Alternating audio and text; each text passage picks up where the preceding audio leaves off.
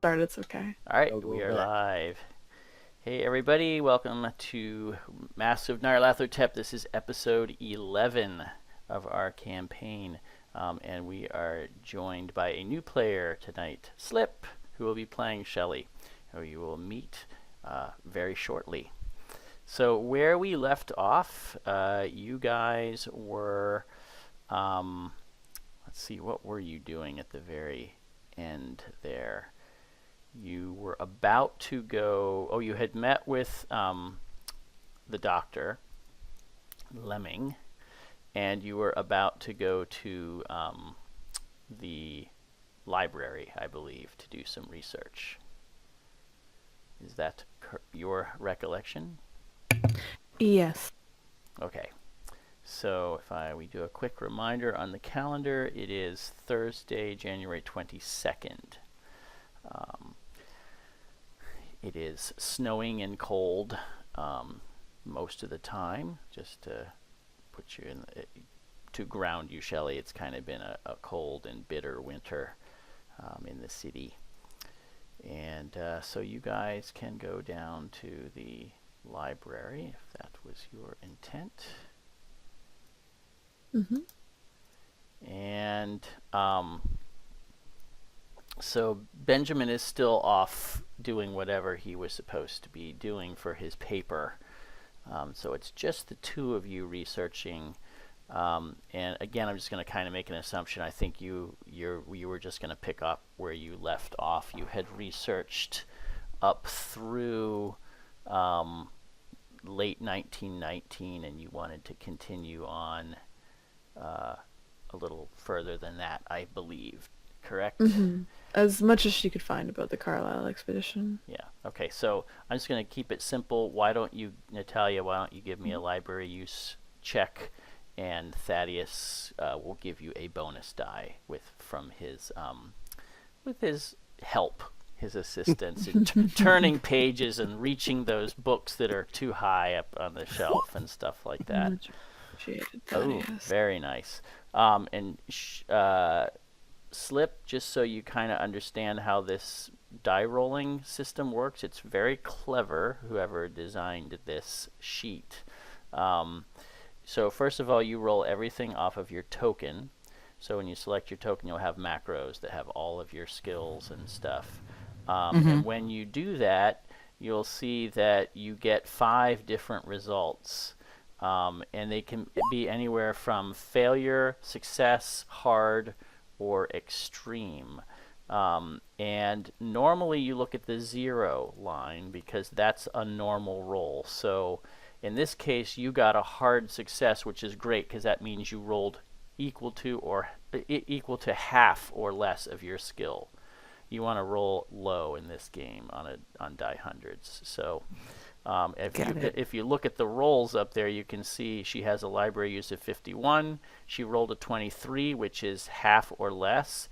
So with a normal roll, she got a hard success, which is great. The +1, 2, and -1 and 2 are for bonuses and penalties. So if I decide to assign a penalty die or a bonus die because of good or bad circumstances, that means an additional 1 or 2 dice will be rolled, and depending on whether it was a bonus or a penalty, you'll take the best result or the worst result of all the dice you rolled. So in this case, you can see if I had said 2 bonus dice, she would roll 23, 51, and 14.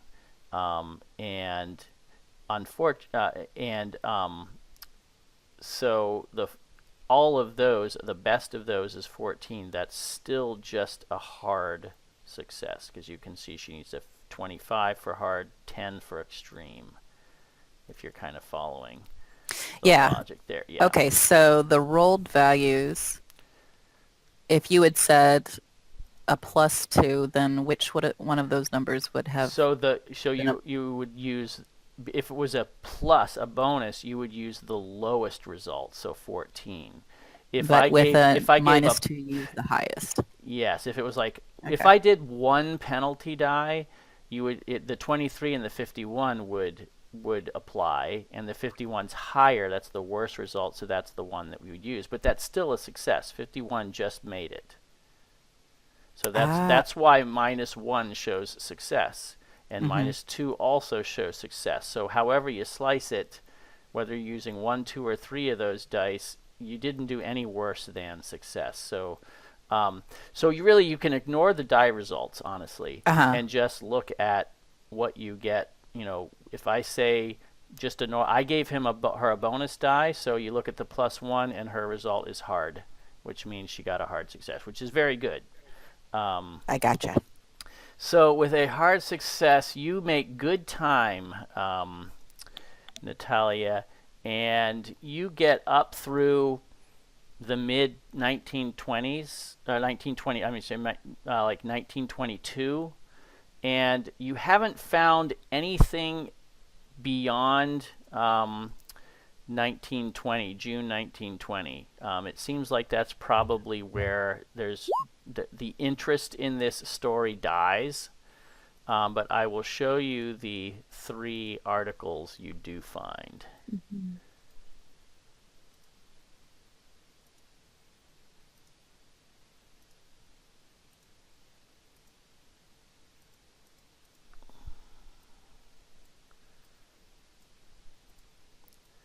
Kind of in that order.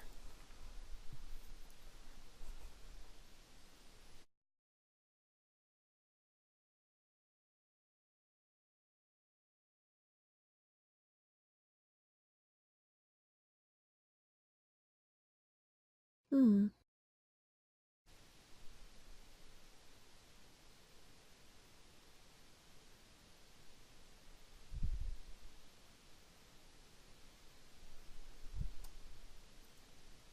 Reading through all these. Mm-hmm. A lot Yeah, of reading. I'll give you a few, couple minutes. Of course, Slip, you're welcome to look at them too, because you'll have access to them soon enough. Sure. Not that this will mean It'll just save time later on in the game. It won't mean a lot to you right this point, but but it's there. Andy Tribesman.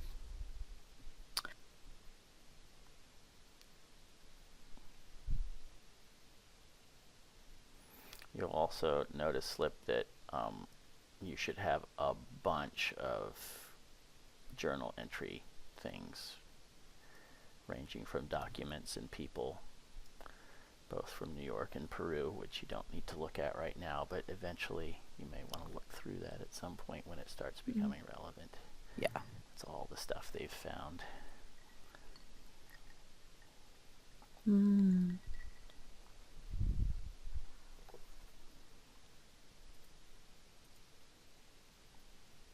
Interesting. Okay.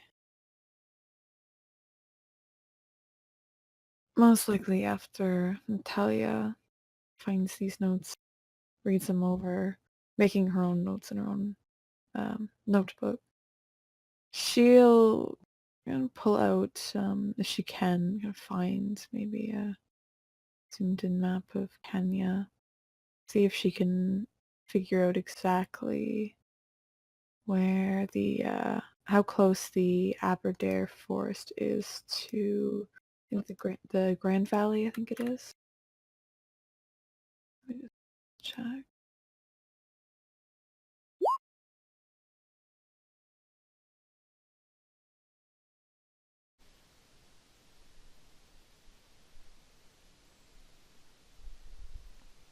And basically she's trying to see exactly, trying to connect kind of the travel that he made.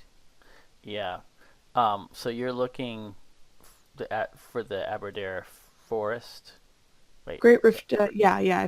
How close it is to the Great Rift Valley. Okay. Or if it's in the Great Rift Valley. Let's see.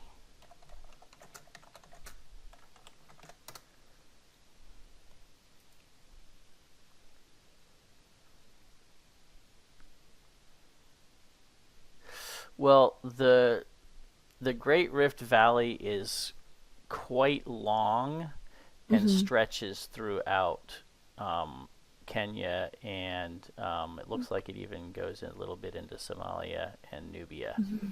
So it's not a precise location. But it does run through the Aberdare.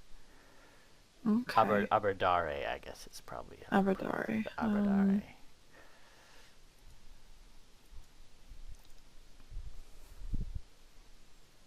So where she'd probably try to note exactly where the Aberdare Forest would Mm-hmm. be. Mm-hmm. Okay. Mm. It's a large area, but at least you Mhm. know generally where that is located in the country. Yeah. Perfect. She'll make some notes on that. Make notes on, of course, I think it's the Nandi, just the tribesmen that Mm-hmm. massacred. Also the Kikuyu villagers. I was kind of making note of that because I don't think she ever mentioned them. If it's been very commonly mentioned about them assisting in kind of pointing out and finding the Carlisle expedition and the No, slaughter. I think Yeah. that's probably the first you ever heard mention of that. Mm-hmm. Yeah, she'll keep notes about that. And afterwards, looking over to Thaddeus as she's finished summarizing her notes. Thaddeus, I'm not too sure exactly how much this will all help. Well, This. Hmm?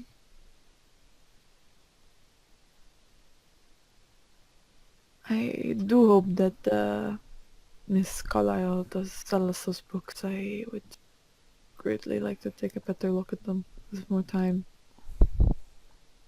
it's more than what we had, but yes. Hopefully she expedited the process of getting those books valued so that way she would be happier with ripping me off, I'm assuming. I might also take her up on that offer to go and spend some time with her to discuss more. Not exactly sure what she has in mind for discussion, but I do hope it is concerning her late brother. Yes. Well, I'm sure you could steer some of the conversation at least a little bit in that direction. I will attempt. I'm not one for beating around the bush, so to speak. Um, and she kind of looks at all the paper clippings laid on the table, pinching the bridge of her nose. I've been looking at too many pieces of paper lately. Yes. And Getting a bit of when a you say headache. that, one of your fellow librarians comes up to you and says, "Natalia, we're closing now. Of course, you don't have to leave if you don't want to." She kind of glances at Thaddeus, though. Um, Uh, I, I apologize. Got a bit caught up in myself, and Natalia stands up and gathers the articles into her hand. I will put it away. Don't worry, and she says, we'll "Oh, be. don't worry. You've been at that for hours. I don't know how you do it." She says, "I can do it. I can put it away. It's no problem." You are a sweetheart. Thank you so much. He just smiles and starts gathering things up. Natalia will grab her things, her notebook. Well, I am sure the others at the house are hungry at this point. I think I am as well. Not sure about you, Thaddeus. Well, one thing's for sure, I could use a drink. You can All this, always use a drink. I feel like that is very common. yes, well, all this staring at books and stuff, it's tiring. It makes me thirsty. I smile at that. Of course. Well, I will never say no to a drink, you know that. Well, then shall we? To good food and good drink. Uh, da. All right. Well, Frank is faithfully waiting for you outside, of course. He opens the door for you and drives you home. When you get there, it's nearing 10 o'clock by the time you get home. You see that there is an odd car in the driveway. Um, do you want to describe it at all, Slip? It looks like a car that was once quite nice that has been run into a wall and then the broken pieces removed and replaced with pieces from other cars, some not quite as nice. Most cars of this period are all still pretty much black, so not a whole lot of different colors, but it's still what you would probably call a jalopy. Is the car running at this time, or No. am I waiting inside? Okay. No, you've been there for over an hour now. Waiting, probably maybe with growing impatience. I don't know, or how I don't know how patient Someone you forgot are. our appointment. Yeah.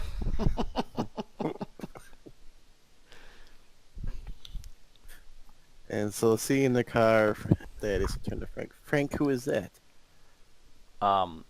Frank says, "I can't exactly say, sir. I don't believe I've ever seen that car before." Being a little nervous after the cop thing and everything. Well, I guess we should have you go find out then. Before we get out the car and make ourselves available targets to whoever crazy madman may be in it. The gate, you recognize the gate guard, and he didn't seem concerned. But sure, Frank gets out of the car and he goes inside, and in fact, he summons one of the men that's kind of prowling the perimeter and summons him over to your car. And you can see he just kind of gives him a quick order to kind of stand by the car and keep an eye out. And he goes inside. And he's only inside for just a couple minutes. And he comes back out and opens the door and says, "It appears you had an appointment this evening, Mr. Thaddeus, with a Miss Franken or Mrs. Franken?" Ah, Miss Frank, an appointment, you say? You're kind of... Jeeves said that you had planned this 2 weeks ago, I believe it was. Oh, of course. How can I forget? In any case, he says she's waiting for you in the study. She's apparently had something to set up. Oh, okay. You look over to Talia. Well, The staff are quite curious. I agree she's still to it. I guess, Natalia, our drink may have to wait a little bit. Do you need me there as well, Thaddeus? If you're inquisitive, you're welcome to join me. It's not of a very personal nature. Well, I'm always inquisitive enough, so I will join you, though I do not promise to halt drinking before you are finished your conversation. Yes, I did not expect that. Alright, let us meet this person. Yeah, with that, Daddy, so go ahead and get out the car and start making his way into the house and to the study. Okay. when you arrive in the study, there is a woman which you sort of recognize. You've only met her a couple of times in the past. Um, and she is standing at your desk with some contraption that looks very complex set up on your desk. And you can describe yourself. Mrs. Shelley Franken. She's very, very small and delicate looking, probably not much over 5 feet tall, pale and blonde, and she dresses very demurely and properly. She is bent over the desk over this said contraption, which at first glance looks like an enormous sort of electric torch, or a flashlight as some people are calling them these days. But it's got like a large, what you assume to be a battery attached to it by wires and bolts, and some other exposed wiring on it. Whatever it is, it doesn't look finished. When you both enter, she turns around quickly and says, "Oh, you're here. I'm just about set up. But first, here, I brought you these." And she, next to the contraption, she has a china plate, and on it is a neat pyramid of lemon bars. When you last visited our house, I remembered that you were quite fond of these, so I brought some. Lemon bars. And he'll take one up and look at it, and oh, I do appreciate the thought. It's Well, I do appreciate you seeing me, even at this late hour. well, Miss Franken, it's no big deal at all. I must admit that truly I have totally forgotten about our meeting. I had a lot of stuff come up, and I do apologize for my lateness. Of course, I'm sure you're a very busy man. Yes. Well, as you know, oh, I'm sorry, ma'am. I don't think I've ever met you. I'm Mrs. Shelley Franken. She holds out her hand to Natalia. And Natalia, being a fairly, much taller woman, very broad, nearing about 6 feet, almost towering over Shelley, but she walks over, very poised, hair pulled back into a ponytail, pressed skirt, pressed shirt, and she walks over and grips Shelley's hand, shaking it firmly. It is very nice to meet you. I am Natalia Vaskovia. Yes, very nice to meet you too. One thing that might stand out to Natalia is, for such a small, frail-looking thing, she has a very strong handshake. Okay, well, the reason I'm here, you probably recollect that my dear husband Hans, he passed. Oh, it's been more than a month now, a month and a week, and he was working on some projects for you that you were generous enough to provide funding for. And she looks at Thaddeus to see if he knows what she's talking about.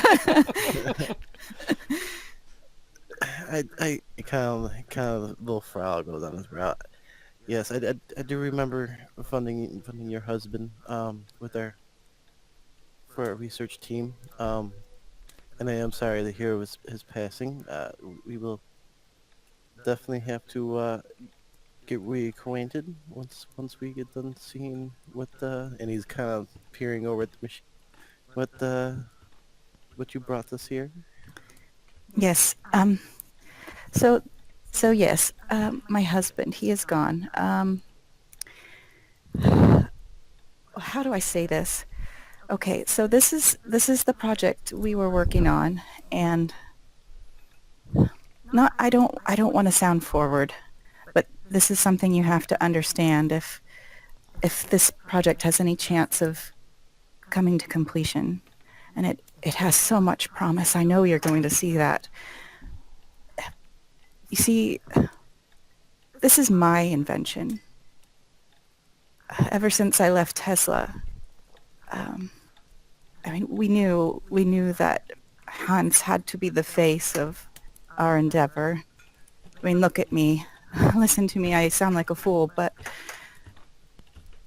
in my mind, I have these ideas and these pictures, and Hans always believed in them.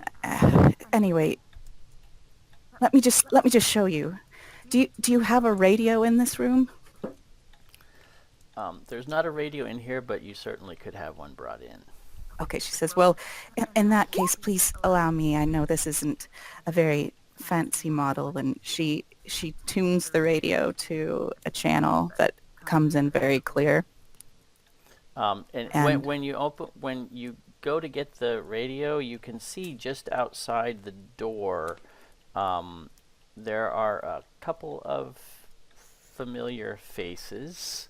Helen and Svetlana are kind of trying to peek in the room. And Helen kind of says apologetically, I'm sorry, I can't keep her away. She's very curious about what's going on in here. Thaddeus would look over to him and that's fine. Come in. Come. And Svetlana kind of smiles shyly. And Natalia, you kind of notice she's holding Helen's hand. And she looks to Helen to see if she can come in the room when Thaddeus motions, and Helen kind of nods and kind of gives her a little pat on the back to encourage her in, and she comes in. And she looks, she's like staring at this odd thing on the desk. She's not getting too close, but she's obviously very curious. Natalia gets down onto one knee there, motions Svetlana over. Don't worry. You can come closer. And she it seems like she almost noticed you for the first time, and kind of says, look, Mommy, what is that?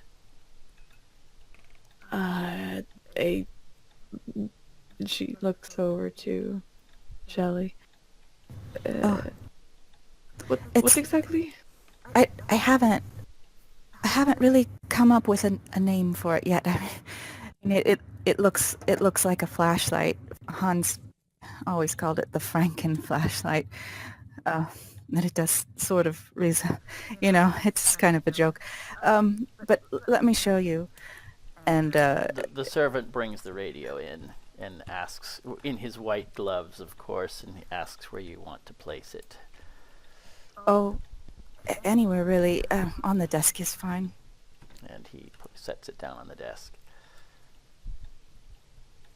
After she gets it turned on, she tunes it to the station that comes in clearest. It doesn't really matter what's playing on it. Okay.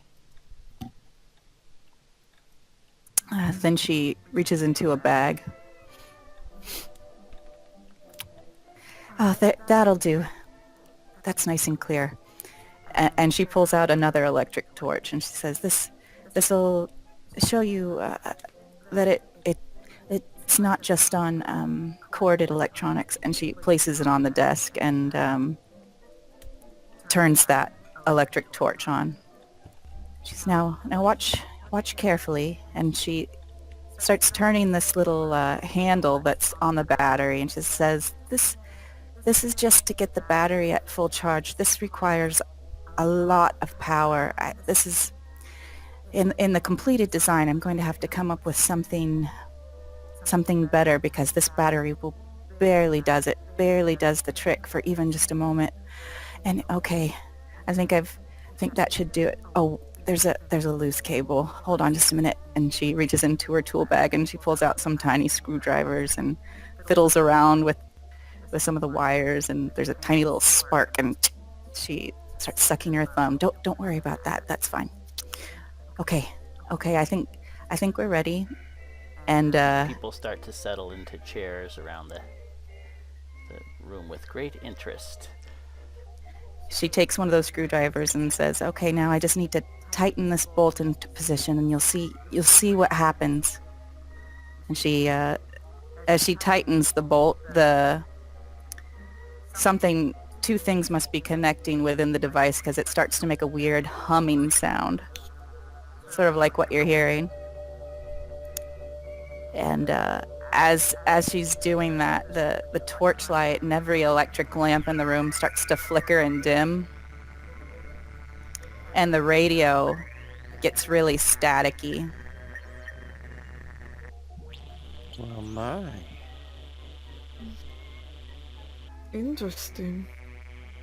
As you can see, and she walks around the room with the device, which is quite heavy in her and looks very large as she's carrying it around, is it doesn't I'm not touching any of these other devices, any of these lights, this radio, anything in the vicinity of this Franken flashlight is, well, the signals are interrupted. Oh, here, is that enough? I can turn it off. Oh, you quite that is enough. Oh, okay. It is quite an irritating noise, I realize that. But with enough funding, and I think probably about 6 more months of development, I could get it so that not just radio signals are interrupted. I could possibly interrupt power in an entire vicinity or even jam corded communications. I think the military applications for this are interesting, and I'm sure there's 1,000 possibilities I haven't thought of. I get very wrapped up in the concept, and Hans was always better at thinking of the applications. Well, yes, not only the military, but all types could use this. I'm sure he'll go up and kind of look a little closer, kind of give it a little examination. Yes, yeah, it's obviously it's really not a finished product. I mean, the final thing would have a switch, a simple on and off, probably just like a flashlight, instead of, having to do the connection manually here with a screwdriver. This is just a prototype. Very interesting. I mean, kind of thumbing at some of it. Oh, be careful. There's a lot of exposed wires there. I wouldn't want you to get burned. And when you say you don't want to get burned, there is a piercing scream that comes from the back of the room. And it sounds like Helen. Oh. And the lights are all very dimmed because you're going to have to go and power them. She interrupted the whole. There's going to be a recovery period for the electronics. Yeah. And when you all look over in the direction of Helen, there is this strange cloud of light that is kind of enveloping her. And that's when you heard her scream. You all look over, and I can show you. It is something like that. Thaddeus is over by the desk. You two are talking. Svetlana was sitting on Natalia's lap, and Helen was sitting there next to where Thaddeus was sitting in the other chair. This thing it's the lights are dancing and sparkling and swirling, about in a cloud of about that size. Shelley looks down at her device and then looks up in sort of a shocked terror at that, and looks down. I've never seen this happen before. Thaddeus is gonna look at Shelly. Oh, if it's on, turn it off. Helen and then is he's gonna- Helen It's is not turned on. Helen is screaming, and wailing, and her arms are covering her ears, and she's hunching over, and she just seems to be completely engulfed in these odd lights.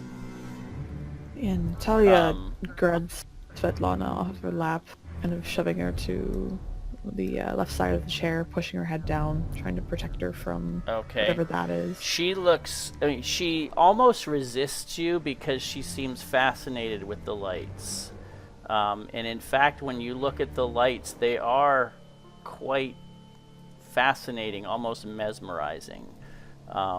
So I need everybody to attempt a power check for me. That will be towards the top POW. Yep. All right. Hey! So Thaddeus and Natalia, you sort of have the presence of mind to do what you want to do.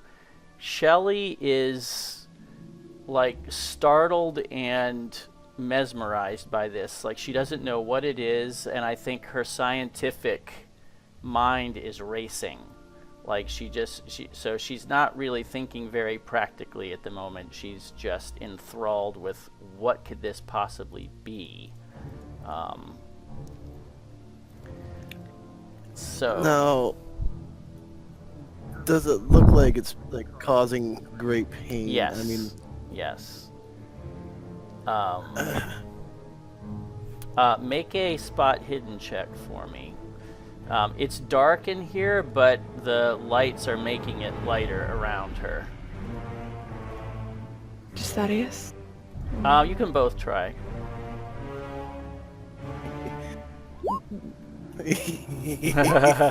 Oof. No.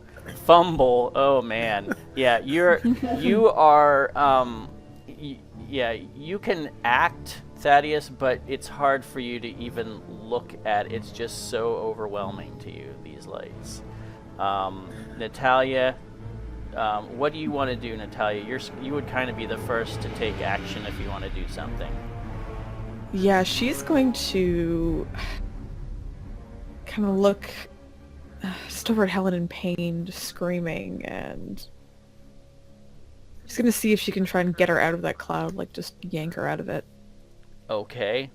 When you reach in, you feel this strange energy around your hands and arms, and like pulsing, and it almost feels like little tears and rips in a way in your skin.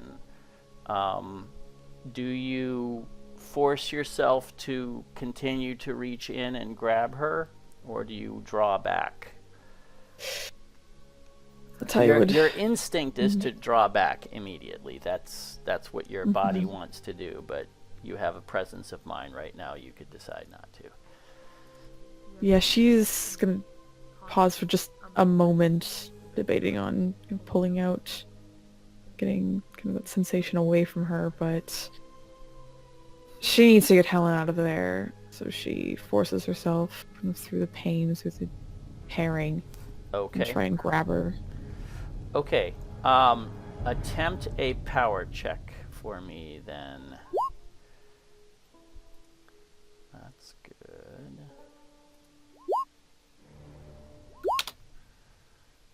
Ooh. Okay.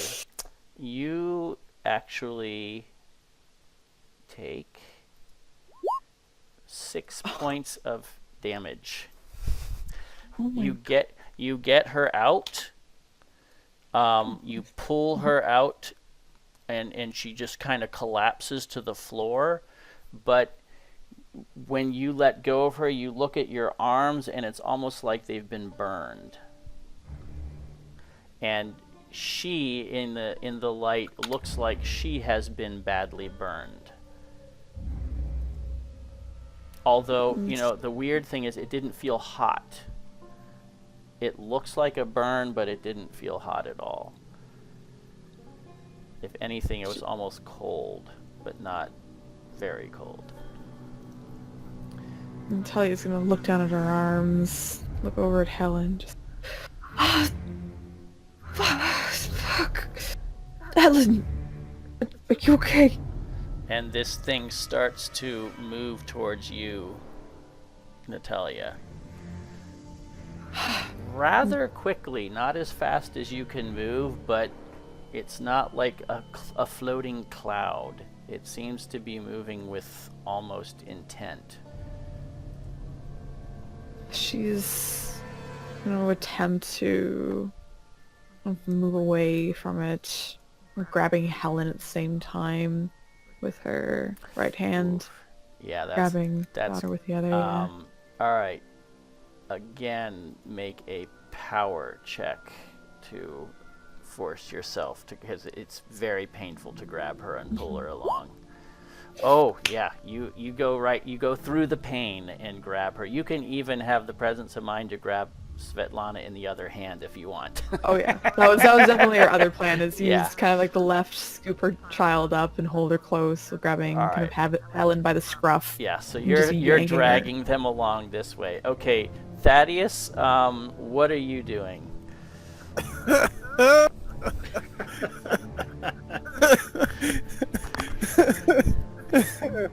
Oh no! His pants behind his head. He's pouring a drink. Yeah, I need a drink. What off this? I mean, it is like nothing he's ever seen before, so I'm trying to think of like a good reaction would be just to move. Like I guess like since I would have the ability to do something, but obviously not knowing what to do with the glowing cloud, I would move Shelly out the way. Okay. Yeah, you kind of pull her back. And Shelly, that his grabbing you sort of gives you an opportunity maybe to snap out of it. You can make a power check as well. All right. Okay. Yes, you kind of now sort of like realize, holy crap, what's going on, so you can now sort of react how you want. Well, Shelley at this point is trying to make a connection between her device and this thing. How did I make this happen? But at the same time she thinks, well, it didn't show up until I turned it off. So she says, wait, and kind of struggles against being pushed back anymore, and tries to turn the machine on again and kind of direct it at the thing and see if there's any sort of effect. Okay, so you go to your device and with somewhat shaky hands, I would say, are trying to get it back on again. Yeah, it is clearly pursuing you, Natalia.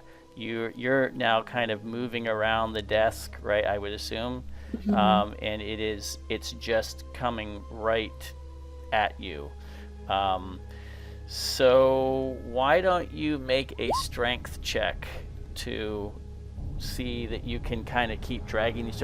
Helen is totally useless. I mean, she's sort of stumbling along with you, but she is still screaming, and you can see she's just completely confused and panicked and maybe in shock. Okay, you are able to kind of keep just ahead of this thing, but you're worried it's going to catch you eventually as you're pulling these two along. Thaddeus? Thaddeus, that still kind of in awe. I mean, like, trying to figure out what it is and what to do about it. It's a cloud, so it's obviously a little transparent, right? Yes, it's a cloud of swirling light, different colors and shapes, and yeah, so and you can sort of see through it. So, I mean, obviously, like, he's might be put two together that there might not be a good bet that like bullets would be able to harm it. He's gonna holler and make his way over to Natalia and Helen and all them to try to give a hand moving things along away from the cloud. Okay, so you can show me how you want to get there. And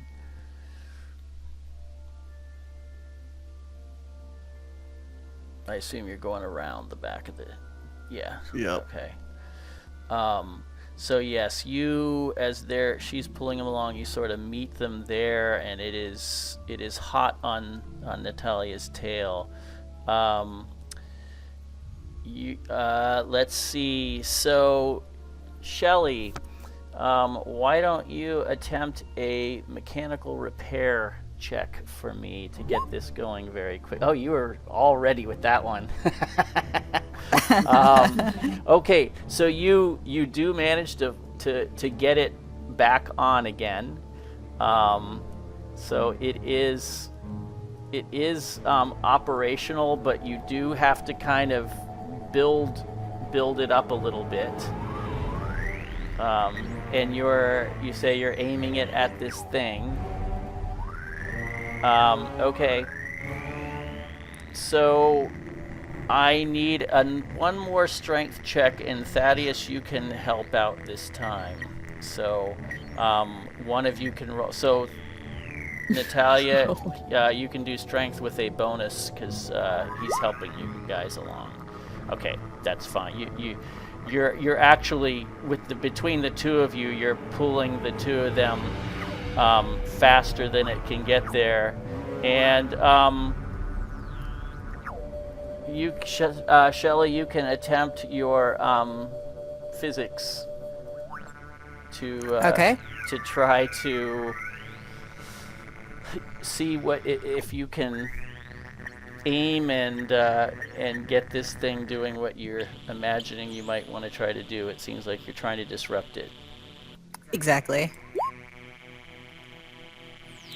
All right. It actually, your machine picks up in a strange way, and then an arc of light shoots out from it that you were not expecting, and the light is almost exploded and refracted all over the place, and your machine burns. Like there's electrical stuff coming out of it, and a piece even flies off of it. And the thing seems to have dissipated, and the room is plunged back, well, not plunged quite into darkness, but dimness. Oh my.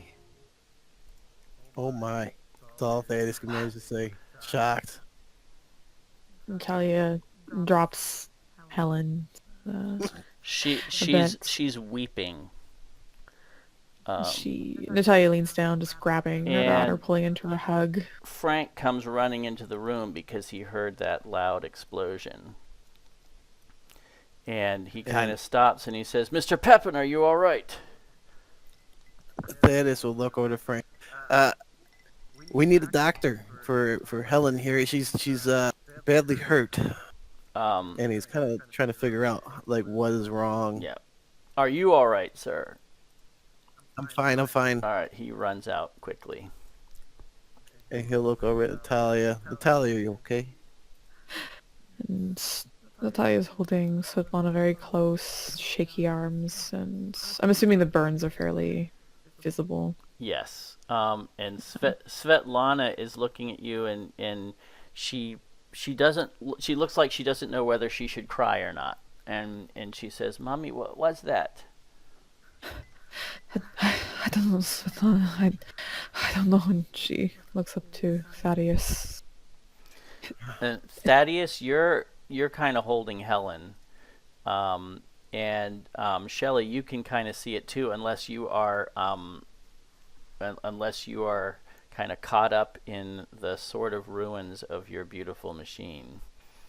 Oh, she is very sad about the machine, but at the same time she's terrified that she's the cause of what happened, and so she manages to let go of the machine and walk over to where Helen is and try to determine, how serious her injuries are, although she doesn't really have much in the way of medical background. Thaddeus, you're the first to kind of really get a close look at her, because Natalia's looking, mostly attention is on Svetlana, and Shelley, at least initially, was on her device. Yes. Helen, even in this dim light, her skin looks withered and her hair looks gray, and she looks like she just looks like a ruined body, is kind of the best way to describe it. Almost shriveled and deformed now. Thaddeus is looking at her with shock, not knowing how to ease pain, stop any type of, he's just looking at Helen. She's like, there's tears coming out of her eyes, and she's just sort of blankly staring, not even at you, and she just she keeps muttering for her husband. She keeps saying, "Benjamin, where's Benjamin?" And Thaddeus is gonna do his best to try to keep her calm and out of shock. Okay. Benjamin's gonna be here soon. Don't you worry. We're getting you help right now, Helen. Don't worry, Helen. It's gonna be okay.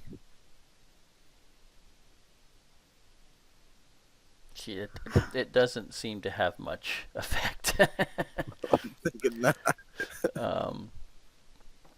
I mean, if there's anything visible aside from any wounds or anything, I would of course try to do any type of first aid. I mean, it does look like. I mean, it looks a little bit like burns, but it's not really. Not when you have more time to look at it. Really, it looks like age more than anything. Like, aged skin. It looks dried up. It's taut in places and saggy in others. She does not look like the young woman she was. Oh my. And Thaddeus kind of has a shocked look down his face, and he's still just zeroed in on Helen. And lost for words, really, because he's still trying to comprehend everything. Looks up and around. What was that? Helen finally kind of seems to be aware of her own body, and she's looking at her arms now, and you can feel the panic starting to rise in her, and she starts saying, "What happened to me? What happened to me?" We're trying to figure it out, Helen. Just be calm. Be calm. We got a doctor coming. He's kind of trying to, hold her hand and pat it and everything like that. She pulls her hand back from you violently when you try to touch her hand, and she just kind of rolls away from you and lies kind of face down on the carpet, and just with her head like buried in her arms, and she's kind of huddled there, and you can just hear her kind of sobbing and kind of alternating between screaming a little bit at times and sobbing. Shelley is knelt down, and she keeps reaching out a hand like she wants to pat her on the head, or try to comfort her, but she's like, "Oh my gosh, what did I do?" And also she's fascinated. That other Yes. just observant side is just looking at the texture of her arms that she's using to cover her head and seeing the age spots or the wrinkling, and Mm-hmm. her mind's just going a million miles an hour. And Natalia is still holding Svetlana. 100% focus is just on her daughter.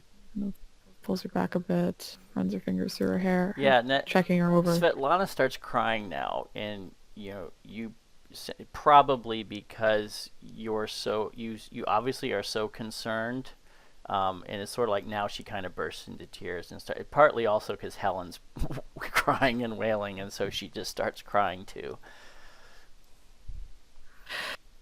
Svetlana, it's okay. Everything's okay. Don't worry. And she kind of, as she holds Svetlana, she looks down at her own arms, seeing exactly what the damage was. Yeah, it's not quite as bad as Helen because you were only in contact with it very briefly, but your arms do hurt.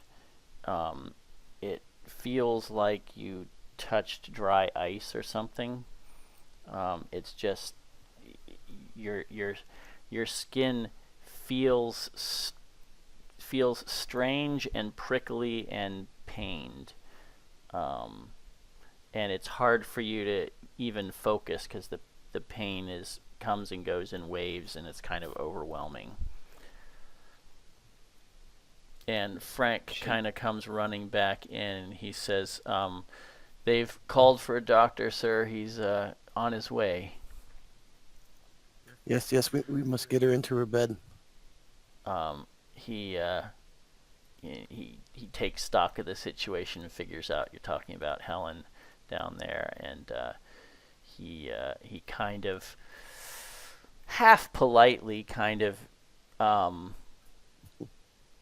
motions for you to sort of get out of the way, Shelley, and then Shelley will back up. stoops down and kind of picks Helen up in his arms and carries her out of the room. And seeing Frank leave the room with Helen, he's gonna look over and, are you okay? And he's gonna look and see if, like, on her face and everything, to see if see if there's this same effect, because he knows he came in contact with the cloud, and not really looking at the arm part or nothing, just kind of looking like, oh, okay, looking the same. Because she's kind of holding Svetlana in a hug, though Svetlana really can't see her face at this point, just kind of stroking her hair, trying to calm her down. She's got a very pained look on her face every so often, teeth gritting. Looks like she's trying to hold back kind of grunts, anything in pain. Her arms are still shaking.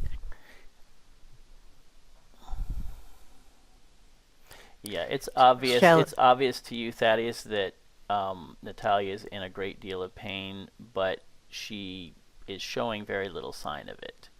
Her focus seems to be on her daughter. And seeing that, he's gonna go over by Natalia and touch her shoulder. Why don't you take her to the bed, and then we can have time to calm her down. You could come back and we'll take a look and see what's going on with your. And you look over at the arms. What's going on with your arms?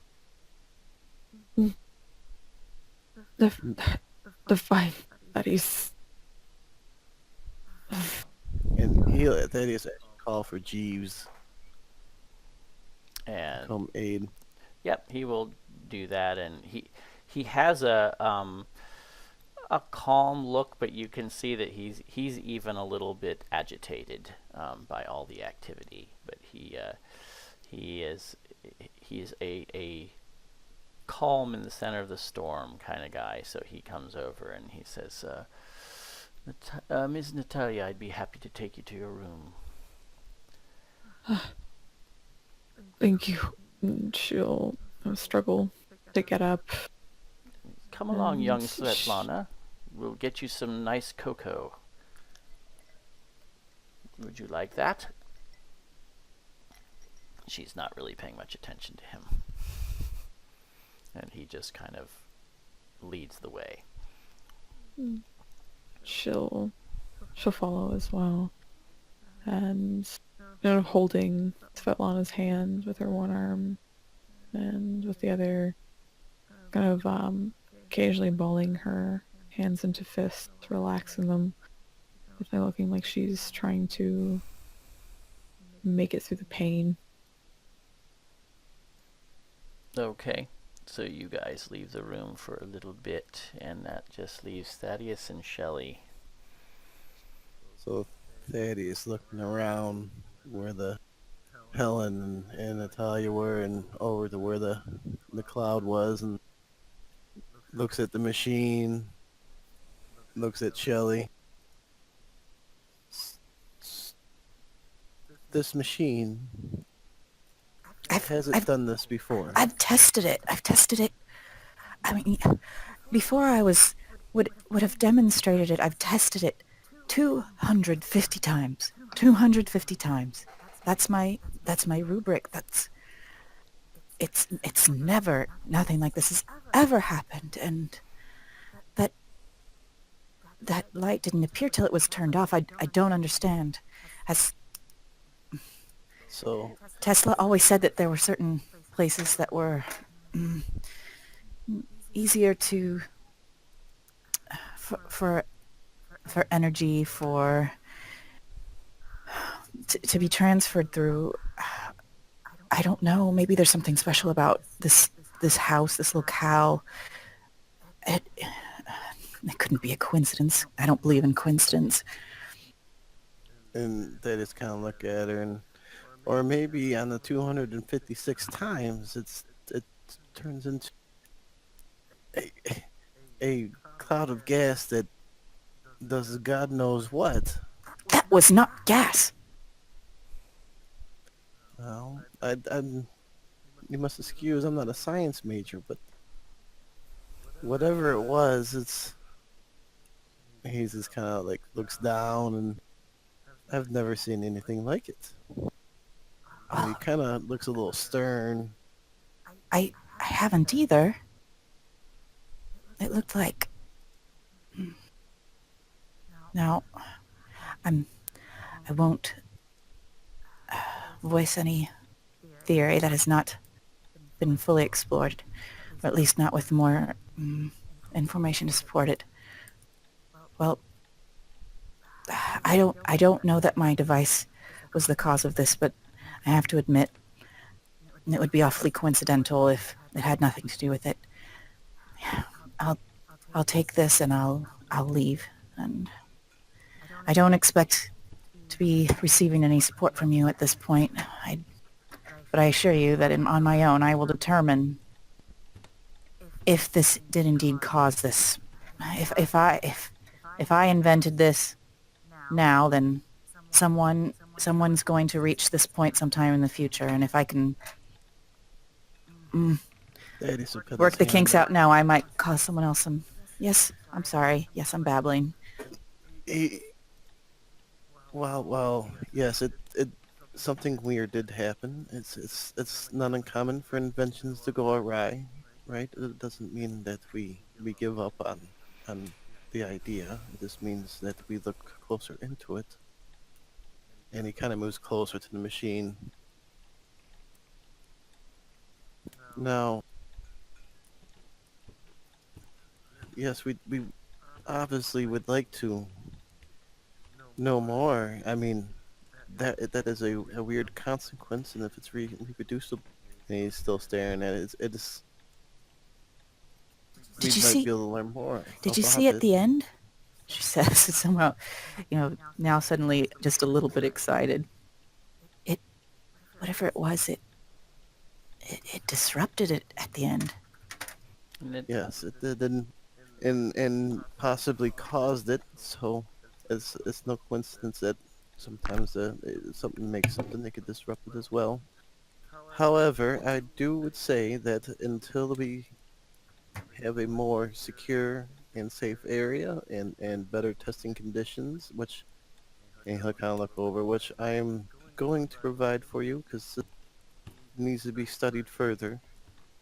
That you refrain from turning it on.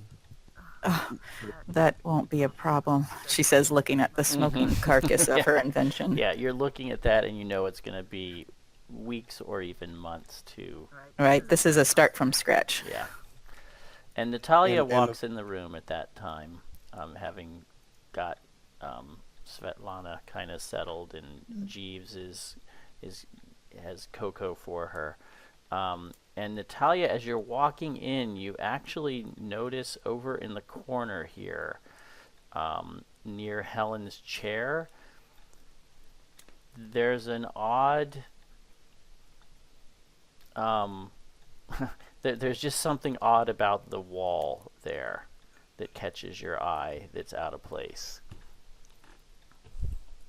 Yeah, Natalia walks back in. She's still got that pained look on her face. She's holding her arms out, very gingerly, palms facing up, kind of staring down at them, but she looks up at the wall, her eyes narrowing slightly for a second, teeth still gritted, and without really saying anything to the others, she's still kind of distracted by the pain itself. She starts wandering over towards the wall, trying to get a better look at what exactly caught her eye.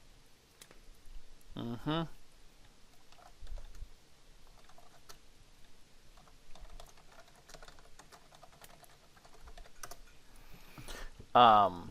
Yes, you see that there is a hole in the wall. Almost like something burned or bored a hole through the wall, right to the outside. In fact, as you get over there, you can feel the cold air coming in. It's like a hole with a diameter of about a little more than 2 feet. And it's to the outside? Mm-hmm. She's gonna take a look through the hole. Yep, you see the back terrace of the estate.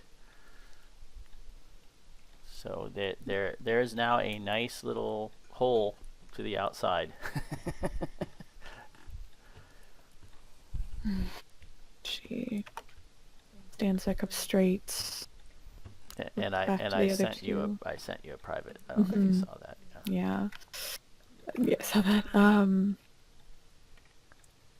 She furrows her eyebrows and kind of meanders back to the other two, arms still kind of gingerly out in front of her. There's a hole leading outside. She gestures over back to where she saw it.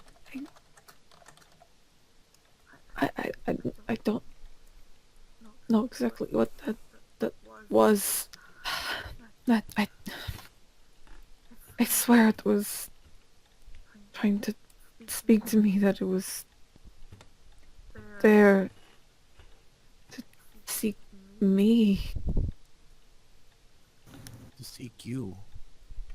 Yes, it seemed intelligent, almost like it had a goal. You're suggesting that energy was in fact sentient? I think so. It's what it seemed like. She's again Well, looking down at her arms. This... Again, there is no mechanism by which this device could have created a sentient being, but perhaps... And she walks over to look at the hole. Yeah. Perhaps it... Okay, go ahead. Continue. She said, maybe it somehow Oh, I don't know. There's so much about this universe we don't understand. Perhaps there is an intelligence like that somewhere, I, and the device somehow brought it here? I, I don't know, but whatever it was, I think it was very uh, malevolent. Some sort of hunger about it. I, where's Helen? She's, and Thaddeus look up. She's in her room waiting for the doctor, and they'll kind of look at her concerned. How are you? I will be very honest, Elias. I'm not well. Yes. Well, when the doctor gets here, you be sure that you see him. You hear a car Yeah. pulling in on the gravel and at the front of the estate. That might be him now. We definitely need to have you looked at as well. Okay. And he'll kind of go over towards her.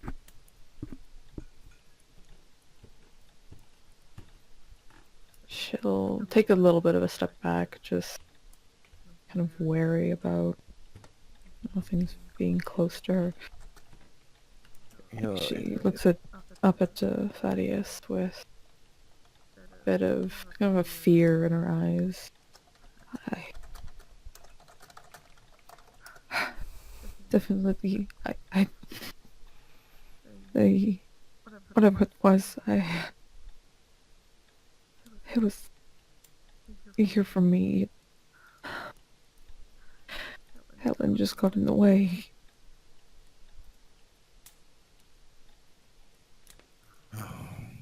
Well, that's we have to figure it out.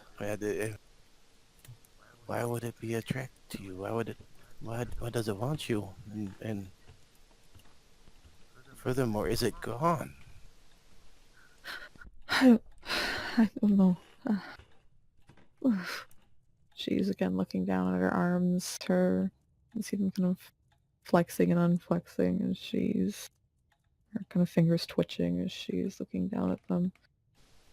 With the pain kind of occasionally spreading through them. She's definitely holding back a lot. But her face kind of occasionally contorts into one of pain. Well, let's go. Let's get you to the doctor. See if they can figure out anything, and he'll look over at Shelley. Please wait here.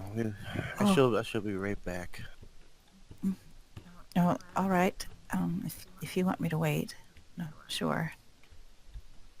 I'm Miss Natalia. If I in some way was responsible for you coming to harm, please know that I am so sorry. I had no idea that this would be dangerous in any way. I do not blame you, Chili, for, you did, I don't fully understand it either. I apologize. The doctor, yes. No, please go.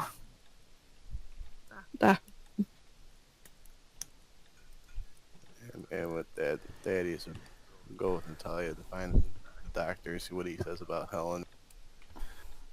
And what he can say about Natalia and everything. The doctor is there.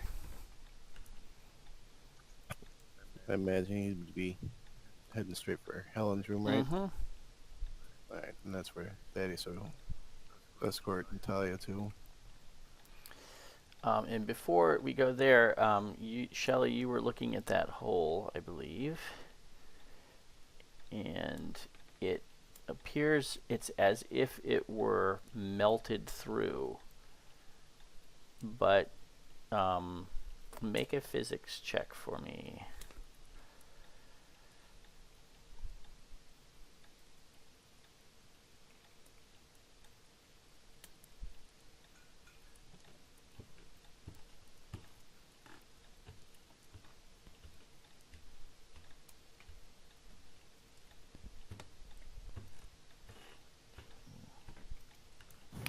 Shelly? I'm sorry. Oh, sorry. I lost you. Oh, Okay, I hold was on. just, yeah, just, I got it. okay, sorry. I wasn't sure, maybe you didn't hear me. Okay. It looks as though it has been melted through, but there is no sign that it was heat that caused that. It's quite perplexing. So that could occupy you for a little while as you look at this Yes. and try to Trying to figure out determine what- if maybe it was not because that energy from the device, but some sort of feedback from the other energy. Try to see if she can determine the direction of the energy coming in that caused the damage, maybe. Yep. Yeah, you're fairly certain it could not possibly have been your device that caused that hole to be made.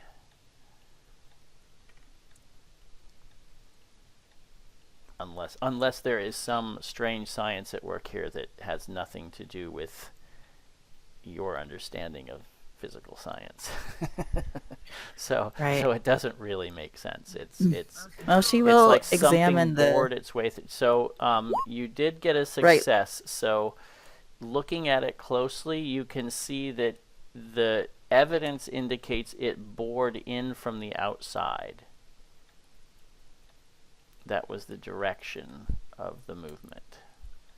And you say bored. Does she actually see that there are small marks that look like that they are less melted and more like a physical, Yes. Yep. like mini chisels or something would have made it? Almost like that, yeah. Okay.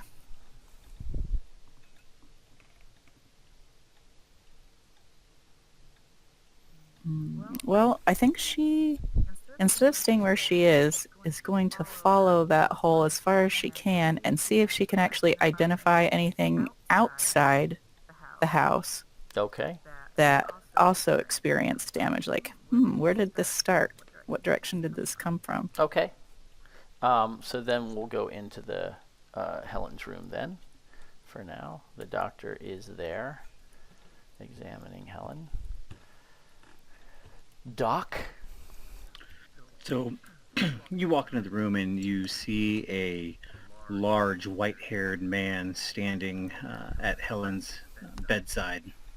And he's got a blood pressure cuff around the arm. She's lying there just kind of slightly mumbling to herself.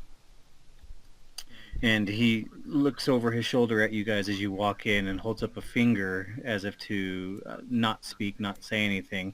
He has stethoscopes. He has his stethoscope in his ears, and you can tell he's listening intently as he's taking this blood pressure. He's holding the finger up, and he finishes taking the blood pressure, looks up at everyone, and says, "Can someone here please tell me what is happening? What did this woman encounter? I am so just a little confused about what I am dealing with here." And Thaddeus looked towards the Italian, looked towards the doctor. It was strange. She was sitting in a chair and a gas or something enveloped her and we got it to dissipate, but now she's older looking and in pain. And I'm sorry. Did you say you have a gas leak? Have you turned your gas off? Do we need to notify anyone to come out and look and turn your gas off? I guess I don't understand what that has to do with what's happened to her. Did she was there a spark? Was there a flame? And he just kind of looks confused as he's standing there looking at Helen. it was a cloud of light, like a gas of light.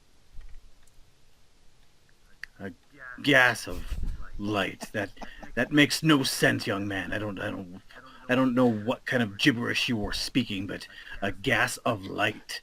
That doesn't explain what's going on with her. Look at her. She's in shock. And he's opening a black bag on a nightstand next to the bed. and you can see he's pulling out some steel instruments, a needle, a syringe, some different things, and he has her arm out, and he's putting a tourniquet around the top of her arm. She needs some fluids right now, otherwise she's going to have a very difficult night. So, and he kind of look, and have you seen anything like this before? Have I seen anything like this before? Her skin, you're saying she's older. Well, I don't know what that means either. Yes, she looks as though she's a little weathered, but is that not normal for her? No, she's. This is quite different. She looks a lot different. What do you mean she looks a lot different? She looks like an elderly woman, graying hair, wrinkled skin. But And she's I only want to know 30. why she's in shock. That's what I'm here for. And that's the thing. Thaddeus. And Natalia looks over at him, shaking her head. We're not exactly sure what happened. I don't know if it was a minor gas leak or something. Whatever it is, it's fine now. But I think I got in contact with it. Doctor, once you are finished with her, if you could examine my arms here, that'd be much appreciated. Yes, I'll only be a moment. And he puts the needle in the arm, and he hooks like this rubber tube up to it, and puts it into a bag of fluids, and he just kind of hangs that there on a little hook next to the nightstand. From where a light hook or light would be hooked to a wall. And he looks at her. He kind of puts his hands on her forehead, checks her lungs. He's listening to everything. Checks behind her ears, looks into her eyes, and then he turns around and faces you, Natalia. He's like, "Well, young lady, what is it? What happened to you?" I don't know exactly. I think my skin got in contact with something caustic or something, and she'll kind of take steps over towards the doctor, showing him her arms. As I'm in a great deal of pain. And he looks down at her arms, and his eyes get just a little wide. Well, what in blazes happened here? This almost looks like a chemical wound, or an electrical burn, or both. You know, Mr. Pepin, you really need to get your wiring and your gas lines fixed in this house. It's an old place, and if you don't take care of it, it won't be here much longer. And if you continue harming your guests, well, you won't have any guests for very much longer. The And he just Edison kind of people just out. goes to work, just wrapping Natalia's arms in like wet bandages, damp bandages. Do you have anything for the pain, doctor? He reaches into his bag, and he takes out a small glass vial, and sets a syringe down. And he's, "Oh yes, here." And he pulls up a clear liquid into the syringe, and tells you to put your arm out as he puts a tourniquet around it. He waits for a vein to pop up, and as it does, he says, "Oh, this should take care of the pain," and starts pushing morphine into your arm. Thank you, doctor. Yes, well, that should take care of the pain. But, like I said, Something must be done with your residence, Mr. Pepin. Well, you're welcome to come take a look at it if you want. It's all mine. It's only been electricity's only been installed for a handful of years. The wiring's new. The gas, the oil, I'm sure is fine. And the doctor, he finishes wrapping Natalia's arms, finishes injecting her with morphine into her veins for the pain, and goes back to Helen. And he said, well, she shouldn't be moved. I'll send one of my aides down here to watch her over the night, but she needs to stay here and rest. She needs these fluids, and when she wakes up, she needs these medications. And he sets down the same vial of morphine next to the nightstand and a syringe. My aide will know how to give it. And he kind of looks around the room, looks at Thaddeus. Mr. Pepin, get this house in order. And he turns around and looks at Natalia. You'll do okay, young lady. Your arms will get better. The pain will go away.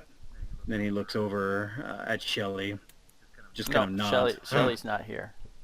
Shelley's not here. Shelley's Okay. back in the study still. That's right. Okay, just going by the image here. Mm-hmm. Yeah, but looks around at everyone, just kind of nods. If you need me, you know how to contact me. My aide will be arriving shortly to watch her. As he nods over to Helen, and the large white-haired doctor turns around, grabs his black bag off the nightstand, and asks Frank to show him out. Which he does.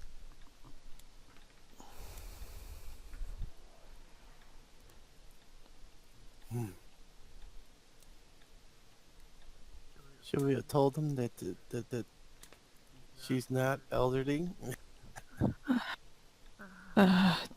No. That yes, morphine's starting to kick in, Natalia. Thaddeus, so come. Let's get you. Your bedroom. Not really interested in that, Thaddeus, but maybe sometime else. But okay. Thaddeus, I will remind you tomorrow that you said that, and Okay. and gingerly walk her to her quarters. Yeah, she's kind of her usual calculated steps that she takes, more like a shuffle almost, just kind of like a 1-2, 1-2 as the morphine kicks in, kind of looking around the hallways with wider eyes. I did notice you had so many nice paintings. Can you touch them? Well, they say that ruins the art, and I was always told not. But I won't tell nobody if you do. I might. And he'll get her going. Mm-hmm. When you get to your bedroom, Svetlana's already in your bed, waiting. And she's fallen asleep, but obviously she was trying to wait for Natalia. Instead of... Thaddeus will help her into the bed. This not to wake up her young daughter, and make sure she's covered up and not changing clothes or nothing, just as you lay. Mm-hmm. and dousing any light that's there and walking out. Natalia kind of starts to doze off pretty immediately. Eyes getting heavy and looking over to Svetlana. There's a bit of a worry that goes through her brain before she falls asleep, but quickly does so. And Thaddeus, when you return to the study, Shelley is not there. He'll look around, and is there any doors open or anything? He'll But holler, "Hey, the Frank!" room is feeling much colder than it should. He'll call for Frank and try to walk towards where the draft might be coming from. Yeah, so now you and Frank see the hole in the wall. So this is the hole that Natalia was talking about. Make his way over to it. Look at it. Mm-hmm. It goes right through the outside. It's big enough to go through if you stoop over, and it's just through the wall. It's not like some tunnel. It's just No, never in a Cthulhu game. Yeah. Yeah. And Thaddeus will go ahead and walk through it. Okay, you're outside. You actually can see what you think is Shelley standing over by the wall. And Shelley, you have followed what appears to be sort of disturbed snow all the way over to the wall. There's no footsteps or anything like that. It's more like the snow has just been almost like if you took like a hair dryer or a strong hot blast and kind of brushed it along the snow as you were hovering above. And when you get to the wall, you see there is another hole in the perimeter wall. I see. Well, and that's going to be when they walk over. That's where you've been looking at that. She's got her arms outstretched, one of them with a hand pointed toward the hole in the wall, and the other one pointed toward the hole in the wall of the house, and she's looking back and forth and trying, examining the angle and trying to determine if the direction that her machine was facing at the time would have been kind of in line with this. Okay. Definitely not. So she's shaking her head when you walk up to her. That's quite a big hole. Yes, this isn't in line with the direction my machine was focused on at the time of demonstration. That's what I was trying to determine. Whatever entered the house came from outside your property. And look at this. Look at these. And she starts pointing to the hole. It's not really a burn. It looks like physical chips have been dug out. It's not a chemical process. It doesn't look like it. And she points to little marks in the wall. And Thaddeus gonna we're supposed to look. Like a physical bore almost. Are these same chips on the other wall and the hole? Yes, I'm making an assumption, Darren, that this looks the same. Yes, it is the same. Even though this is almost solid concrete structure, Mm-hmm. it seemed to have no difficulty just going right through this. And the size is the same? Yeah, it's about the approximately. same. Mm-hmm. Okay. But whatever it was giving off enough energy to melt the snow all the way up to the house. I wonder how far out this goes. Well, there's only one way to find out. But it's quite dark. Let's go see if we can grab some flashlights of some sort and see if we can. She snaps her flashlight on. Oh. Then let's go find out. How is your friend? Oh, well, Natalia's in pain, and he'll kind of motion for as he's talking, motion to go, and who's given a sedative, and well, poor Helen. As a doctor called her, she's a elderly woman now. and with a little smirk, like a quizzical smirk. Mm. And That's that's as so far as we got. inexplicable. Well, at least it wasn't lethal, at least not yet. Thank God for small favors. How? These have to be seen. We have to. Everything is a wait and see. I would imagine. What's the quickest way around this wall?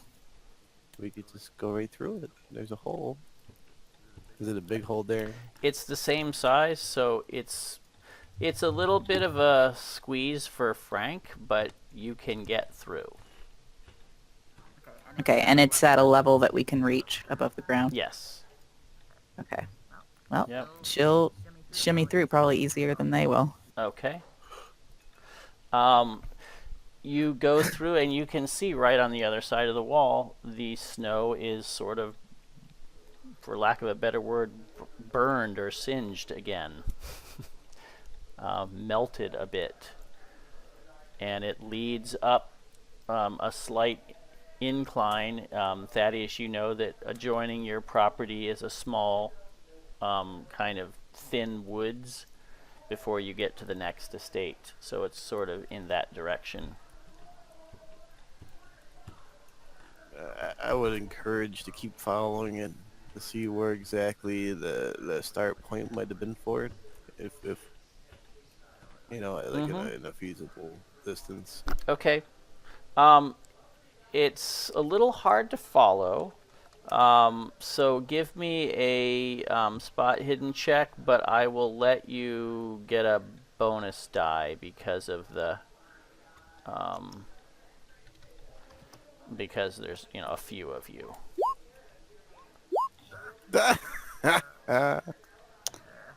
Fail. Okay. So you're kind of rooting around. Can I push it? Yes. What is pushing it So mean? when you push a roll, that means you get to roll again. Or if you'd like, you can just spend... but if you fail, there are consequences this time. Okay. For you've risked it. And so now there... So with the bonus die, you actually succeed. So it's sort of like you're willing to take a risk to succeed again, and take some sort of additional negative consequence. Like you're taking way too long. Like if you're trying to pick a lock, for example, maybe you're taking way too long and someone comes by and spots you. Or you're trying to climb a wall, you fail, so you push it, you fail again, so you fall and hurt yourself.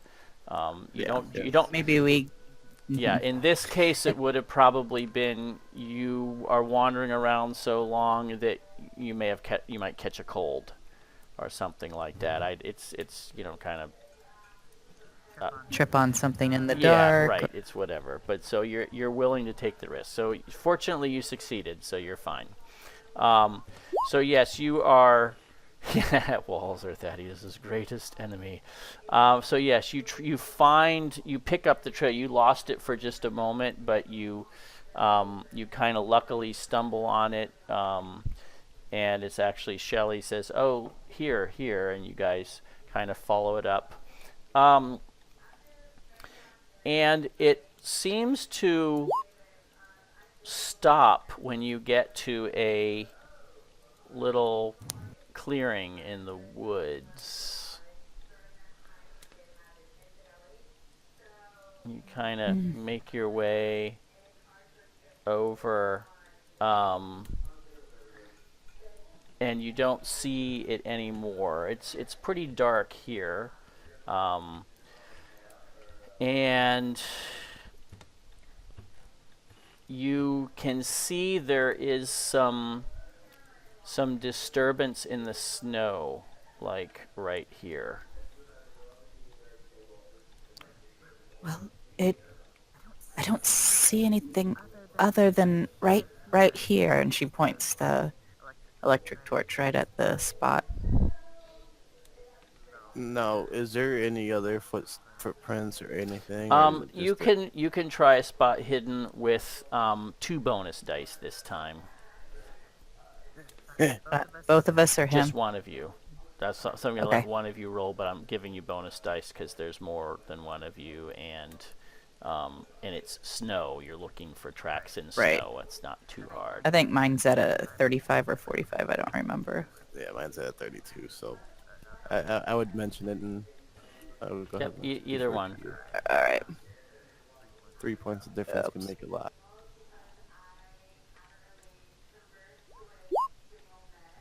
Nope. Okay. You're not really sure if there are any tracks. There's been a little bit of there's actually snow falling, like right now, a little bit. So it's making it a little tough to really get a good sense of what's going on. Well, what does the spot look like where it seems to have sprung up? Just kind of the same as just melted snow? Yeah, it's just there's definitely some disturbance in the snow right there. So that roll was just to see, you were looking around to see if there was tracks before you went, Right. in there looking around. Okay. So the answer to that is you're really not very sure.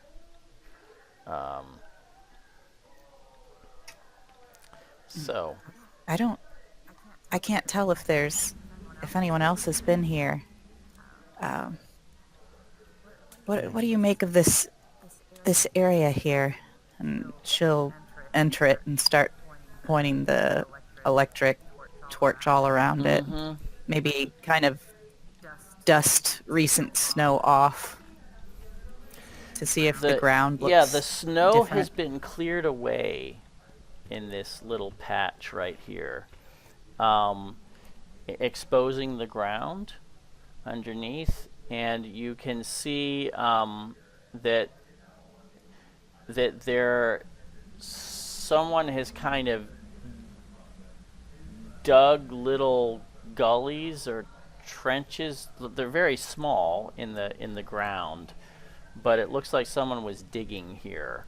Just very shallow little channels. And there's liquid in the channels of some kind. You can see it kind of glistening in your torchlight.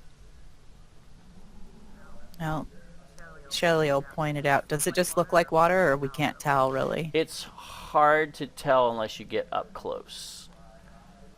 No, she's gonna get down. She's gonna examine it, smell it Okay. first.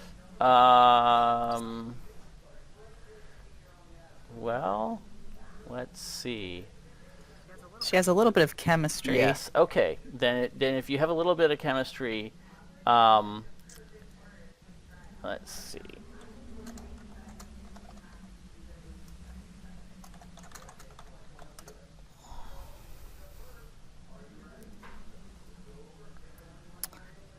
Oh my.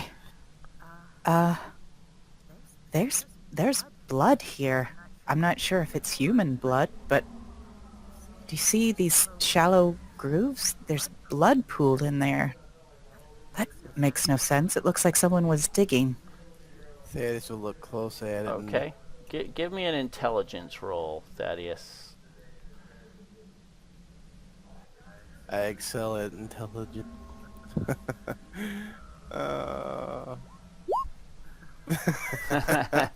Yes, you can see that there are little channels of blood, like little channels dug in, and you can see on her finger that it's blood. She kind of is holding it up, looking at it, and it's red. It's kind of congealing because it's cold, but it's definitely blood. What Thaddeus will do is take out his flask and empty it out and dip it down in the blood and maybe collect a sample. Ugh. All right, you won't be drinking from that again. Maybe. All right, maybe. Okay. Okay. Shelley's looking at him a little quizzically. Maybe there's some way we'd be able to tell the difference between human and animal blood, and Under magnification, possibly. Well, now you have a sample. She looks at the ground, and now that she knows it's blood and can see the different marks, she tries to fix the pattern in her mind of the holes in the ground, so that later on she's thinking, well, I don't know if there was something put in the ground here and it made these impressions, or if basically she knows she can't stay out here forever, so she's trying to recreate this scene in her brain so she can draw it out later, maybe. Okay. I wish Benjamin was here. He'd be able to take a picture and we could look at it closely. But I'm not a fantastic artist, but I do technical drawings sometimes. I might be able to give us a rough sketch of what this looked like. Okay. Would you mind holding the torch so that I can get a real good look? and Thaddeus, of course, and hold out his hand for the torch. Okay. Thaddeus, you can give me another intelligence roll. Oh man, you guys, that guy is. Oh, he's got 50. No. Fumble. He's got a 50. you are Pass you one. are bored out of your mind with this. Like you're just, I shouldn't say bored. You're so cold, and you're not used to being out in the cold when you don't want to be. So you're fidgeting, and he's not really holding the light very effectively. Shelley, I don't know if you get easily annoyed or not, but if you do, it's starting to get really annoying because you have to keep reminding him to hold it steady. And he Yeah. keeps shivering and just kind of looking off, looking around him, kind of like, when are we going to get out of here? Yeah, okay. You're worse than my husband. Here, let me hold that flashlight. And she takes it back and spends another minute or two taking a look. Okay. Thaddeus is just clicking the teeth, shivering. Okay. Yes, it is. It is quite cold out here. She's been shivering the whole time, but only now seems to notice that she has been. Okay. So yeah, we'll see how well you remember when you get back. Right. It doesn't look like the Earth's been disturbed in a way where people were like starting to dig and then gave up, or they actually buried something. That's the other thing she's kind of looking at. No, it looks like very purposeful. Like, like when somebody takes a stick on the beach and starts writing something in the sand or making patterns in the sand or something. It looks purposeful like that, not like somebody was digging and just said, "Oh, I guess I'm gonna stop now." And it doesn't have that random pattern. It's I think it's too ordered for that.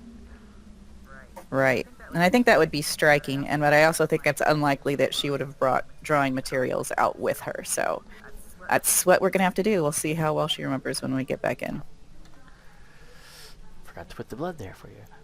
Okay. So you guys go back inside.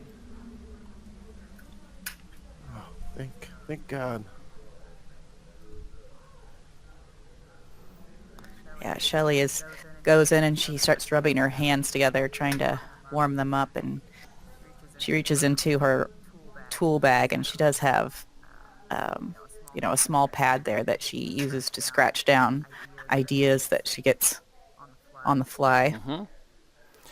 Okay, I'm going to have you make an intelligence roll, and because you do have technical drawing, I'm going to give you a bonus die on that. Okay. Okay, hard. So you do a very good representation of that. You remember it quite well. And it looks kind of like that. Well, this looks rather childlike, but I would swear that this is a fairly accurate representation of what we what we saw outside. What do you think? And you want me to roll to see if Thaddeus Oh, recognizes when the... she draws it, now you can see it for sure. Oh my. What? I know that sign. It's a sign? What do you And mean? he'll immediately call for Frank. Okay. Frank didn't go far, so he yes, sir. And he kind of has his finger by the sign. This wasn't this didn't happen by accident, Frank. This is and he's kind of this is an attack. He says, I'm not really sure what happened, to be honest, sir. We haven't really had time to discuss that. You say we're under attack? This was a deliberate intent. I assure you, I didn't intend anything to happen. And he's gonna kind of put his hand up.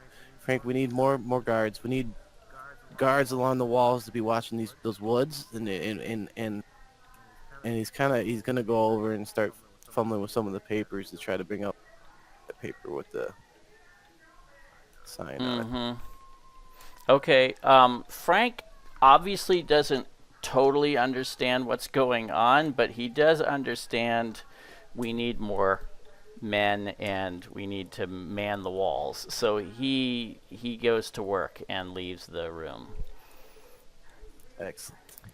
Excellent. And yes, Thaddeus, you go flipping through Natalia's drawings and pull one out and put it next to what you drew, Shelley, and they are remarkably similar.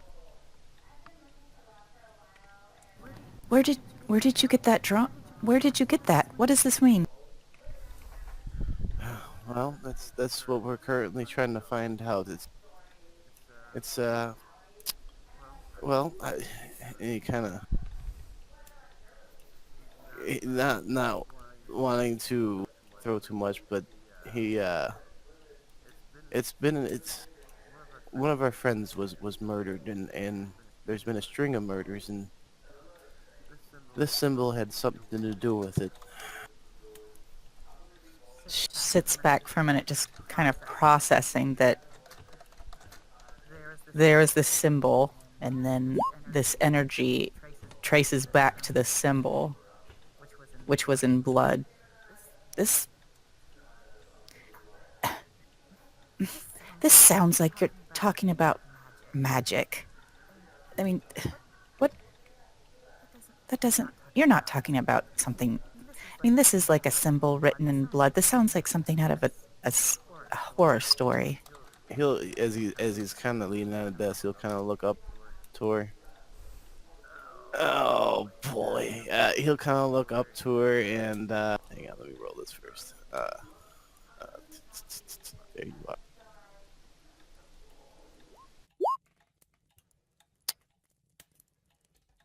Yeah. So he go when you've seen some of the things that we've come across in our travels and some of the stuff we read, it's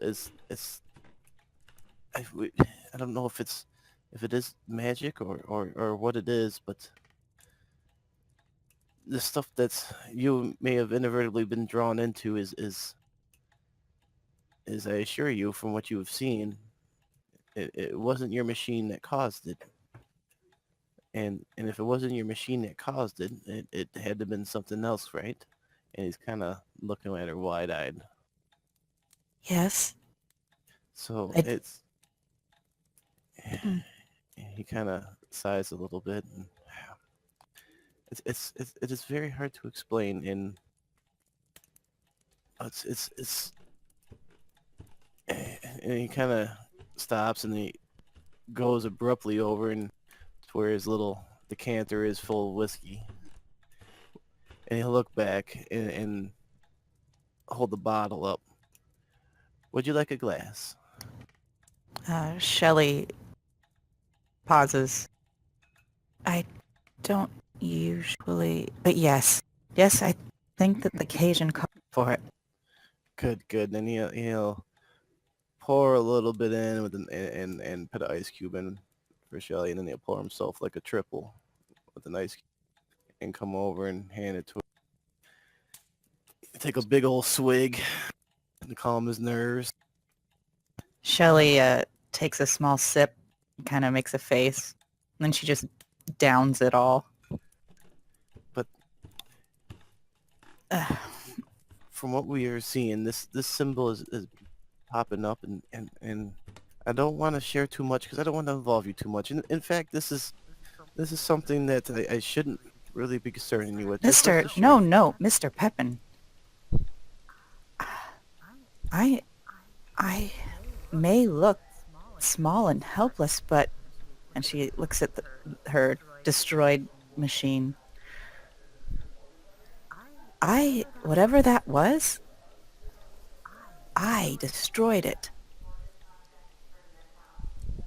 Don't think of me as what you see here. And she said, think of me as what I have here. And she points to her head.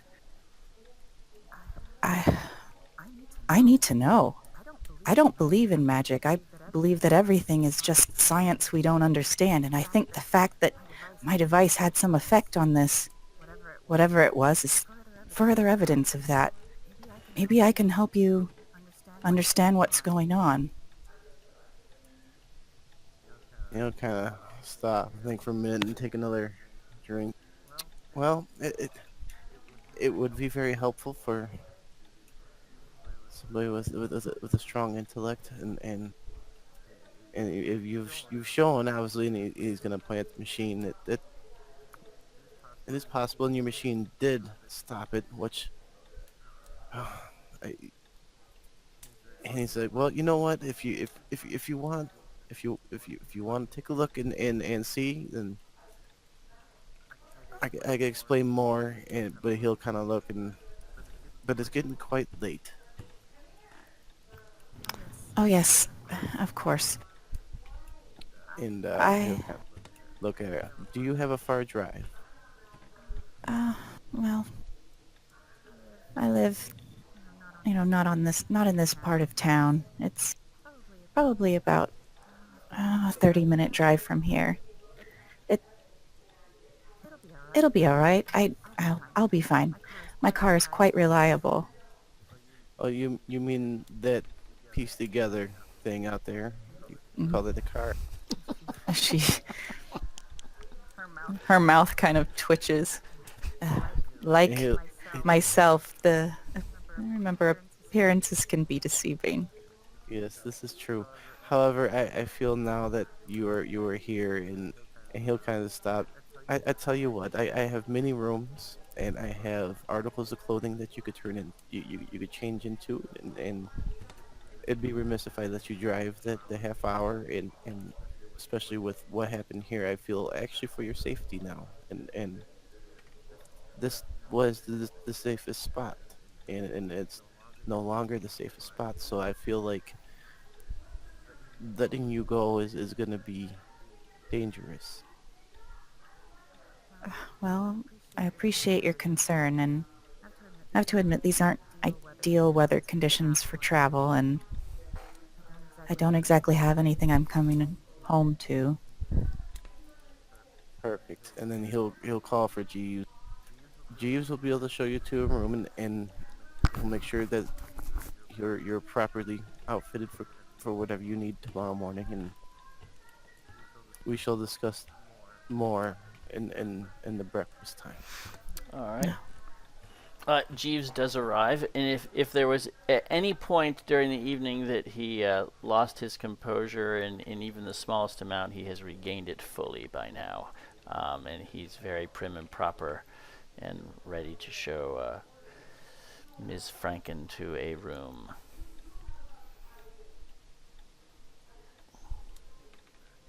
And he'll Thaddeus will before she leaves look over it. Be sure that if you have any need arise, that there is a bell you can ring, and somebody will be with you. I, for myself, I am gonna finish my drink and maybe have another, and she'll see you in the morning. Yes, I'm sure I'll be... Forget your lemon. And she follows Jeeves out of the room. All right, then we will call that night over and take a little short break, little intermission. Right. Intermezzo. Intermezzo. No, fucking energy and stuff. Time to line my lead with... Wait, ain't my walls already lined with lead? Shouldn't that have been like a safety thing? Like, I feel like paint and lead are synonymous back in the 20s. Oh, they were. I just found out the house I grew up with was highly toxic with lead. My mom was like, "Oh, we just had your nephew tested, and he came in high for lead, so we're having the place repainted." And I'm like, "Oh, geez, okay. Well, now's a good time. Now that I spent like 17 years in that house, explains a lot about my brain." Oh So- man, I'm pretty spooked. Yeah, that was a assassination attempt. Yeah. I hope Natalia's arms don't look creepy and old forever. Got gangly arms now. Your fingers are I creep can on. play a Barbara. Yeah, and then they keep... Thaddeus always passes out drunk in his chair. No wonder that room smelled a little like pee. I assure you, it is cleaned by the finest of cleaners.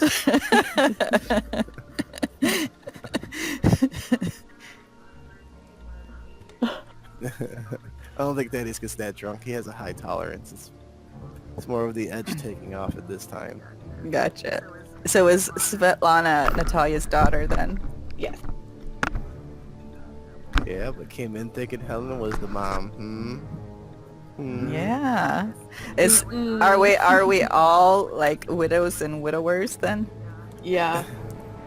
I have a collection. Well, she's Natalia. Her basically quote unquote baby daddy kind of disappeared one day. Never came back. This is back when she lived in Russia. Common occurrence with us. Mm-hmm. Like Oh, Benjamin's gonna disappear and never show up one day. Jackson's dead. There'll be 3 of us. We haven't decided how my husband died. I didn't even think about it. He couldn't hold a light straight. I smacked him. Stop moving. For the 100th time. And as you can see, being rich is It is a Thaddeus' superpower. only superpower. Like, how big was that wall down in Peru that Thaddeus fell down a couple times? It was like 10 feet or something. It was not very large. No. He just kept falling and falling. Yeah, couldn't make it up an embankment. Nothing. It was so good. That's That was hilarious. He had to be helped. this is what I'm like, happens it's when you okay, I roll have straight. you. Roll straight down the line, you get pure crap.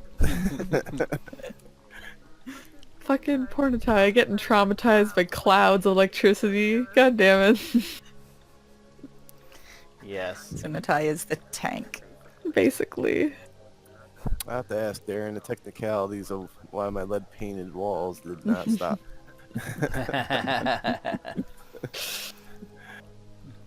Spooky Good ghosts. question. Thicker. I need thicker. My walls need to be lined in thicker lead. Yes, exactly. You weren't expecting to see that symbol outside your house, were you? Oh, hells no. But I'm glad I successfully defeated that sanity check. That's Yes. And speaking of which, Natalia needs to make one. I thought Yeah. so. Alright. You had it coming. I knew it was coming. I'm just like, I was just waiting for it. I'm Let's just get you like, back so you can do it. that's my Alright. other superpower. Really, is And passing I will sanity bring you rolls. back. Check. Hold on. I'll bring you. I've done pretty terrible at sanity rolls. Uh-oh. Yeah, let's see. Hey, never Okay, mind. you are okay. You're freaked Ugh. out a little bit, but you're okay. You do during the night you have nightmares, though. that you Oof. and it's hard to recollect exactly what happened when you wake up, but because your arms are still, they hurt when you wake up. But during this dream, you were in the snow, and there was chanting that you heard, and it was getting closer, and you kind of instinctively knew that if the chanting caught you, you would be finished, whatever that means. And so you spent this dream running through the snow and trying to find little gullies or embankments to hide behind, and then there'd be a moment of quiet, and you'd catch your breath, and then you'd hear the chanting getting closer again, and you'd have to run. And when you woke up, you were breathing hard and exhausted, and you realize you did not have a great sleep. You're tired when you wake up. You almost feel like you did that during the night. You actually did it and suddenly woke up in bed. Mm-hmm. Yeah. Natalia would awaken with a start, her arms searing a bit in pain, and sits up slowly out of bed, feeling very exhausted, looking over to see if Svetlana was still there. She's still there. She's sleeping. She would take her hand, very shaky, and gently pat Svetlana's head Mm-hmm. in kind of a comforting fashion, mostly to comfort herself that her daughter was still there, before getting out of bed and probably going towards Helen's room at this point. Mm-hmm. There's an aide there. Doc, you can describe the aide. And if there's any change in anything.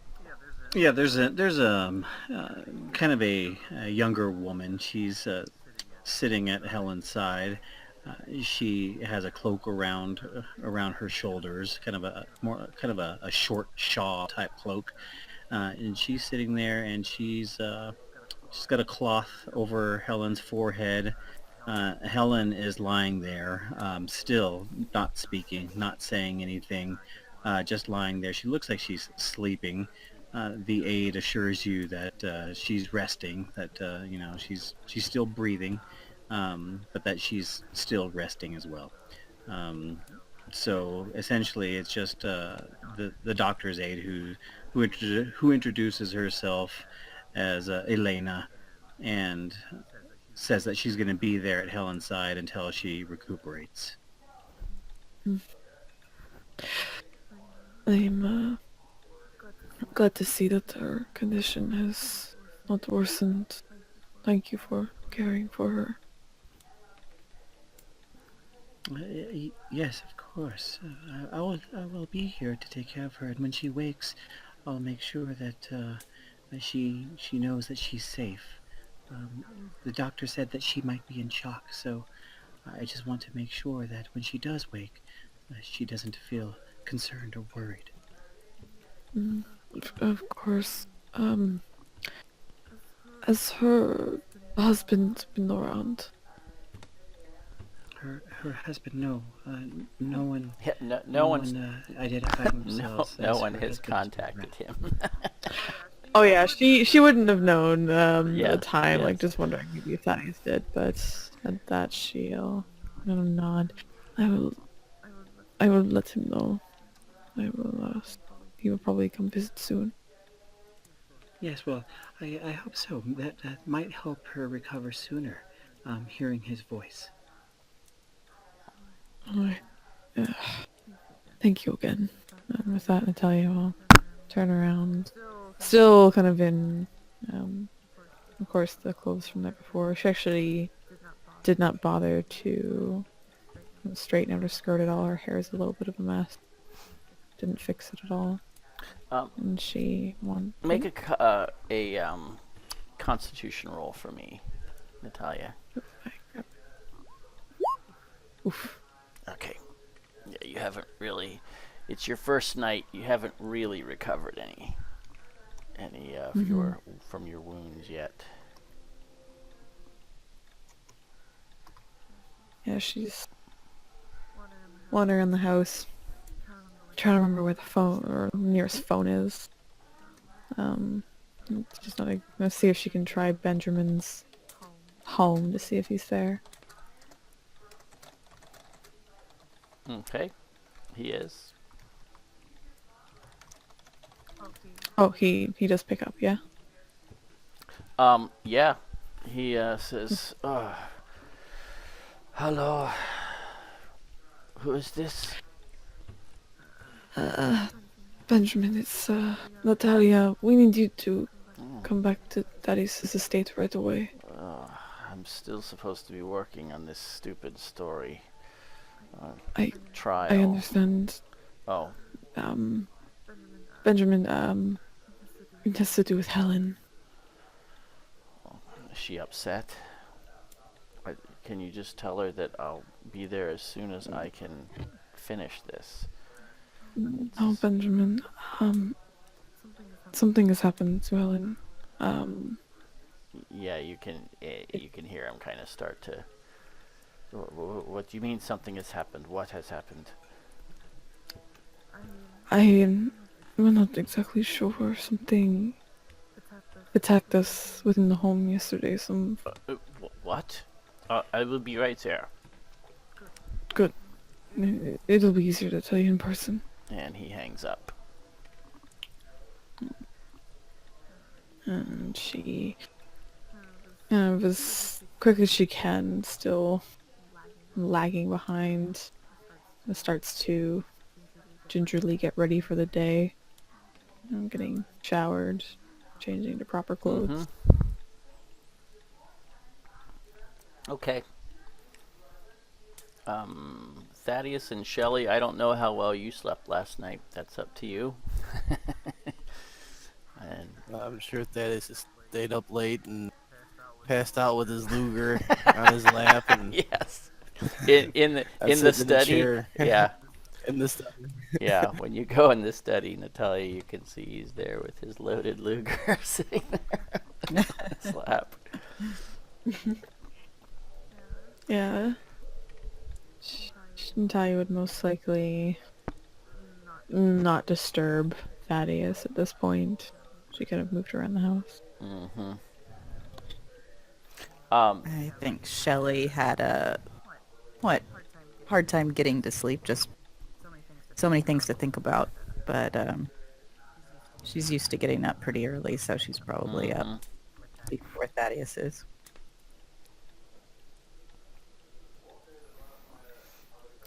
Well, looking out any window, you can see that the security has been effectively doubled.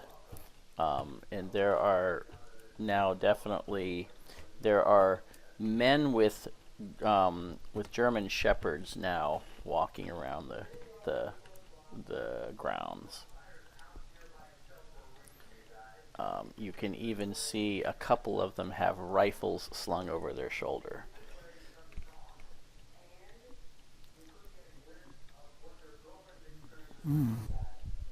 Goodness. Really doesn't quite know what to do himself in the big house. Should probably just start wandering around, thinking, waiting to run into someone that she knew. Well, you see Thaddeus sleeping in the study.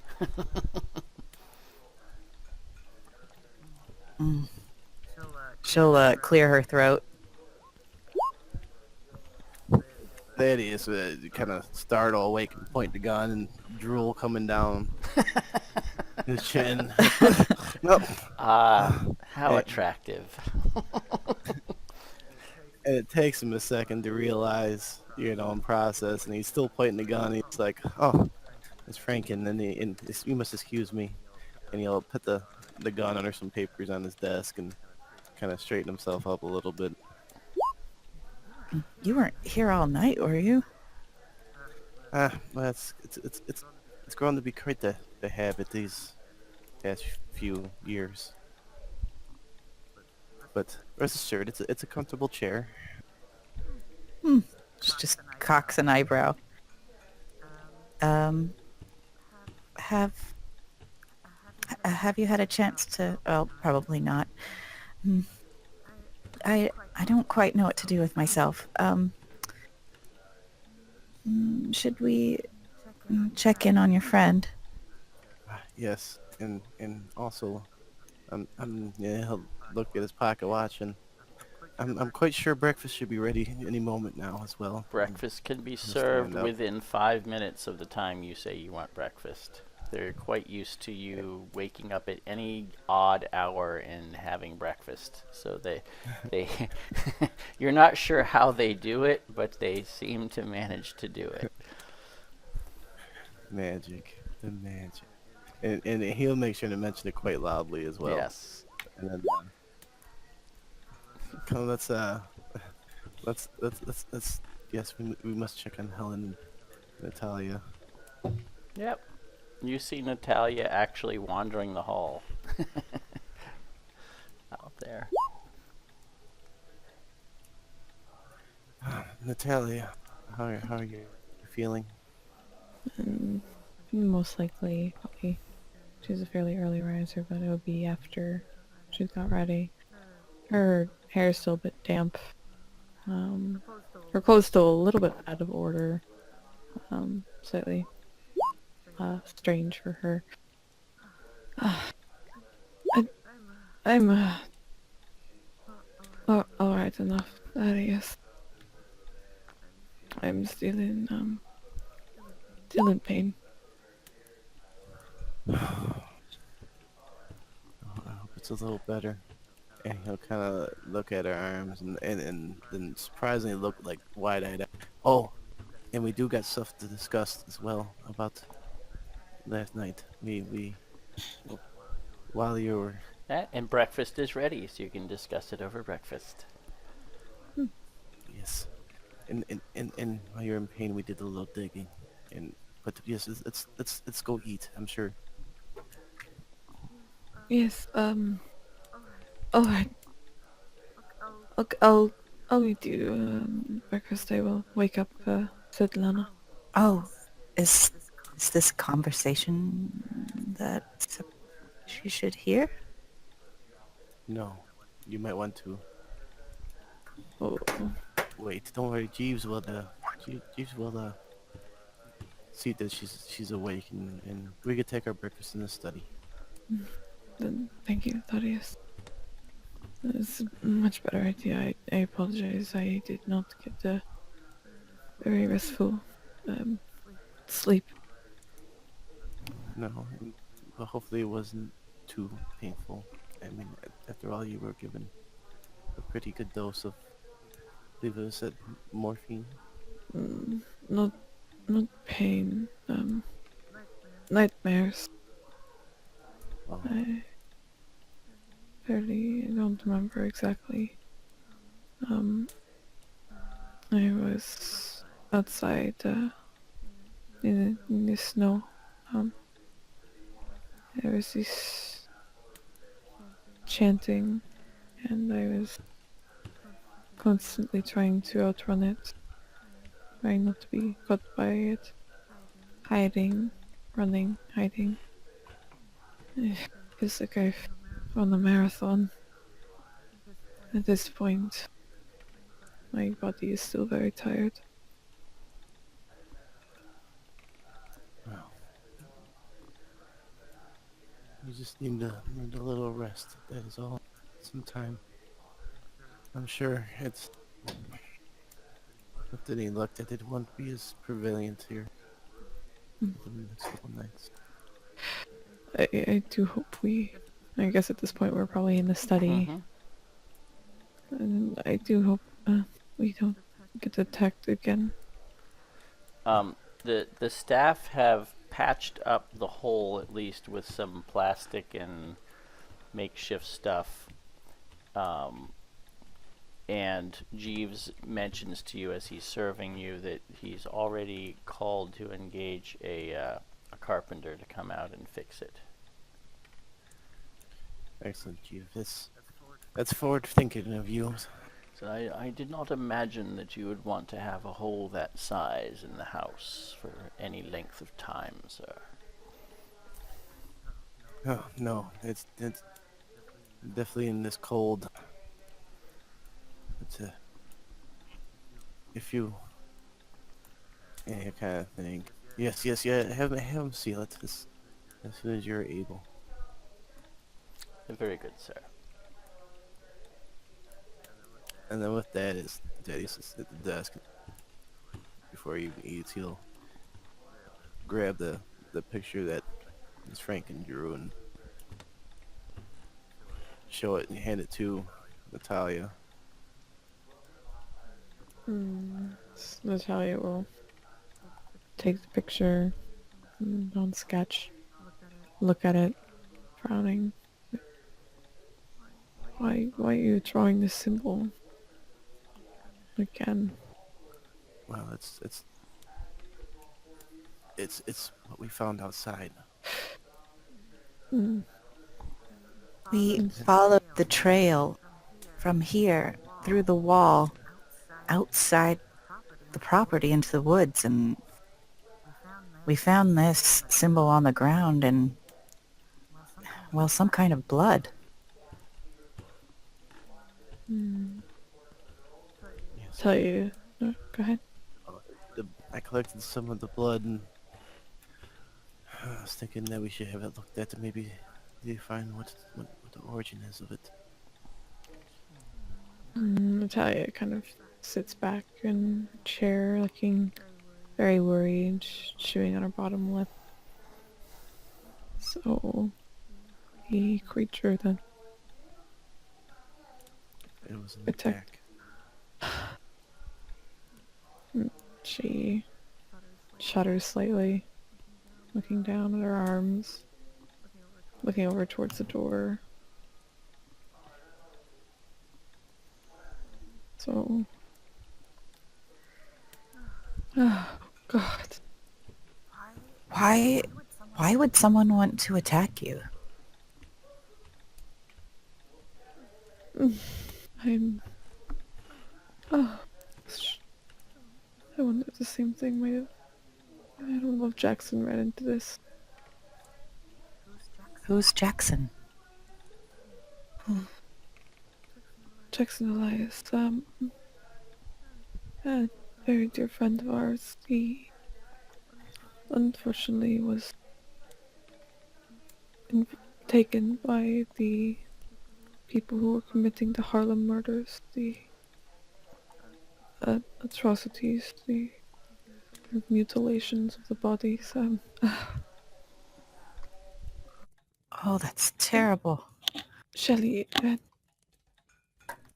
there's much here, much involved, what you've already seen. I'm not sure if you want to involve yourself in this. She again bites her lower lip, looking over to Thaddeus. We have seen a great deal. We've encountered a great deal so far, and if this was an attack, oh, goodness. Well, I cued Miss Franken in a little bit. But with the mind that she has, it might be quite useful. Like she pointed out, the other. Well, I guess it'd be morning. Yes, and if you can imagine that I could leave here and just forget about it.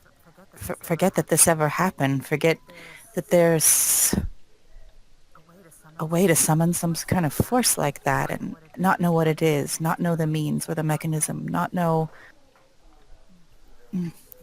exactly what that would drive me mad. Yes, and not only that, but I'm sure whoever did what they did, if there was more than whatever it was, they would have seen you here as well during the attack. I didn't think about that. Huh. Whatever this was, the attack, based on what I felt from the creature, was to me. Hmm. Yes, that's what you said the last night, and I'm pretty sure that was an attempt on your life. That force did seem to follow you.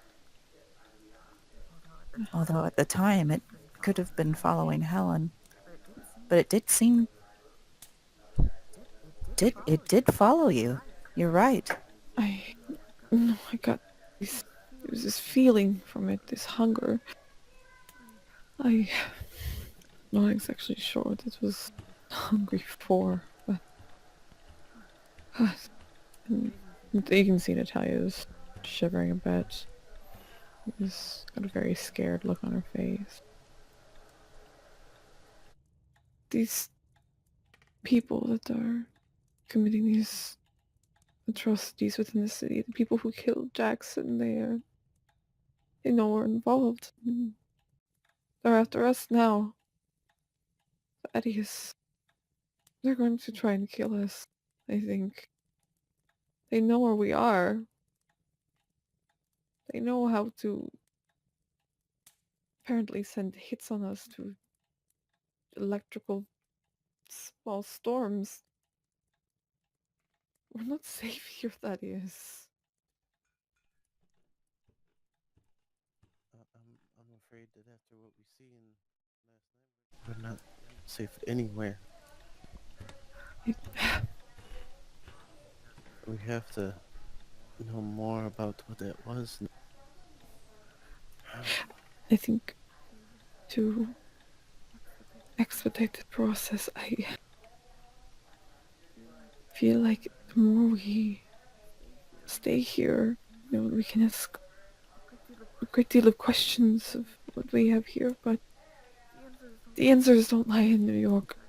Thaddeus, we need to go. What do you mean? You hear a car pull up quickly and come to an abrupt halt in the front. Natalia gets to her feet very briskly, looking around, wide eyes. And Thaddeus will grab his you hear the pistol off front door desk. open. And you hear a familiar voice say, "Where is she?" Or more, "Where is she?" Oh no. I called Benjamin, and Natalia quickly hurries out of the room. Yeah, Thaddeus will follow in a hurry. Yes. Well, Shelley's following just because she doesn't know Yeah. what's going on. So Benjamin, when you get to Helen's room, which clearly is where they went, the Jeeves led Benjamin, you can see him standing over her bed in utter shock. He's just staring at her in complete disbelief. And when you kind of approach, you hear him kind of mutter under his breath something like, "This is not Helen."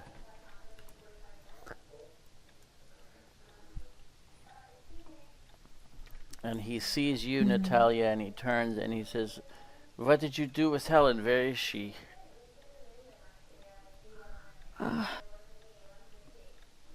She'll gesture to Om in the bed. And you can see he has kind of like a wild-eyed confusion on his face. And he kind of looks back at Helen and he says, that is not Helen. That can't be Helen. And Thaddeus will. Sorry, Benjamin. It is so. We were attacked last night.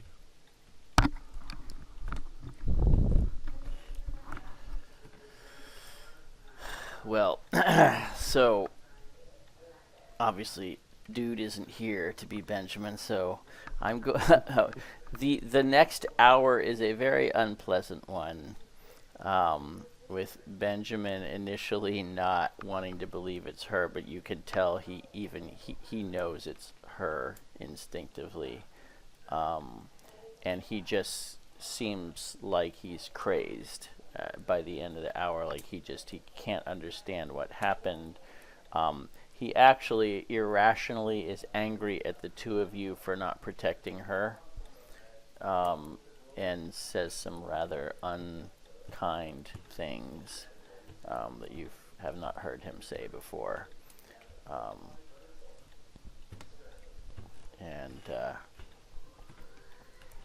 And in the end, he just wants you to leave him with her, and he closes the door and kind of shuts you out.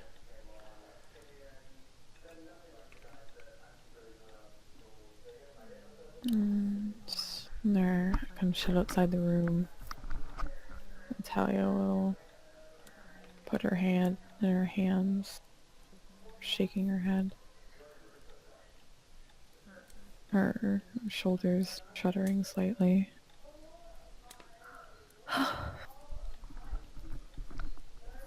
This shouldn't have happened.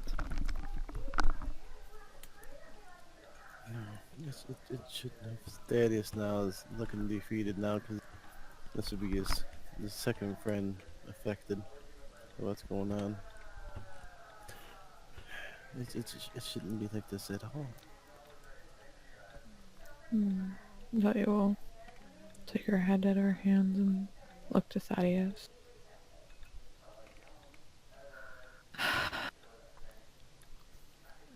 We got ourselves into this.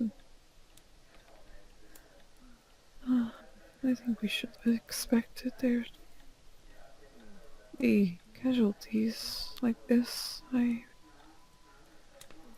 Based on what we're dealing with.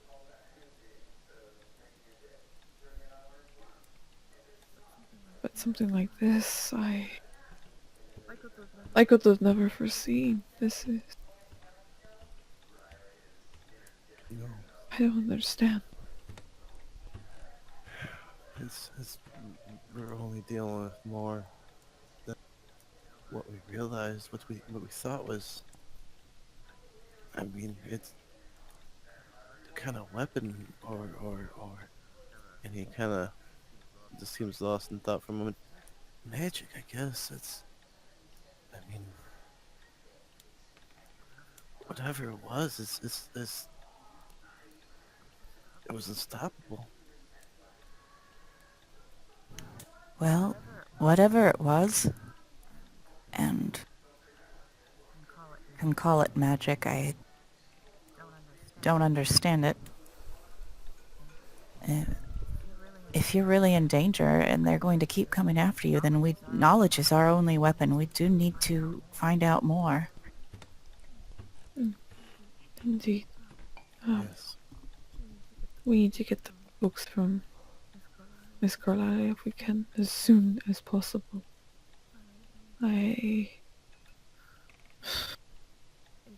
think we need to plan that boat trip, but Shelley, I think we should fully inform you about all that's happened, all that we found out, all that we've experienced in the last 4 years. Oh yes, without a doubt. Something just occurred to me. If this was indeed aimed at you, I wonder if they have any way of knowing that they missed their target. They may think that you're dead. Maybe. I wonder if that's something that we could use to our advantage, or at least might keep you a little bit safer for a while. I also wonder if there's someplace you could send your daughter. I know being separated from her might be painful, but she's so young. I was separated from her for 4 years before. Only in the past year or so, I finally got her back. Oh, I'm sorry. I can't imagine how hard that must have been. Extremely. But I can't have Svetlana exposed to this. I can't risk her life.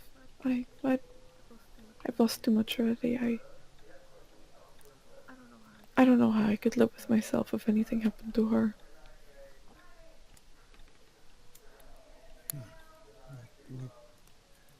We have a few ways we could probably deal with that.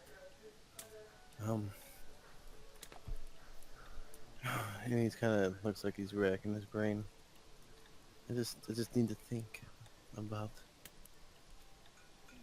I don't know if there's maybe a boarding school or something I could send her to. Maybe we can arrange for that and have it be a location that's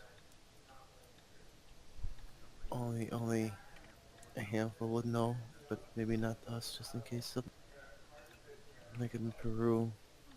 Oh,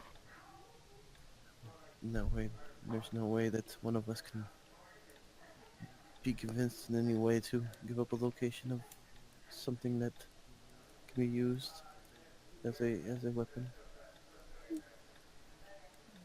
and at this point, Natalia kind of starts to tear up a bit. I mean, that makes the most sense. She's going to hate me.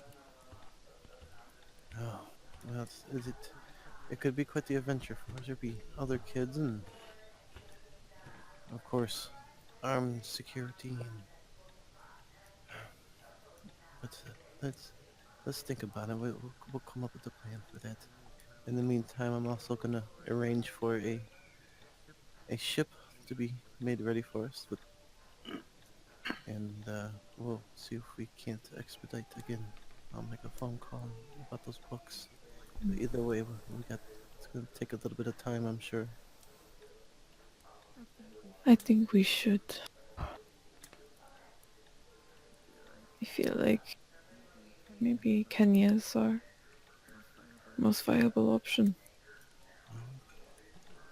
I would say right now, Kenya in England, and that's the Penhu Foundation. There's gotta be records. So, There's also those locations in Hong Kong as well, but everything seems to point to Kenya yes. at this point. But we can discuss it further later. I think I need to spend some time with my daughter. That's definitely a great idea. And I'll call Miss Carlisle, maybe I could convince her to. If she hasn't got the books of praise to see to our side, so that way we can start planning the trip. But, not sure how long, Darren, that it would take to actually plan out a pleasure cruise, if you will, to Kenya.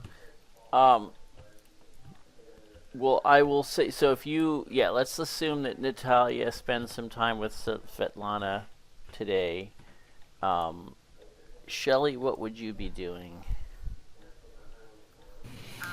It would depend on the timing thing. I mean, she'd probably go out and look at that spot in daylight, and do a little more investigating there. And That makes sense, sure. if really nothing else is turned up, and they're actually making preparations for a departure soon, she'd go back to her house and start packing up tools and, the things that are most important to her, Okay. making arrangements. And Thaddeus, so when you inquire about booking passage, there's really nothing going directly to Kenya.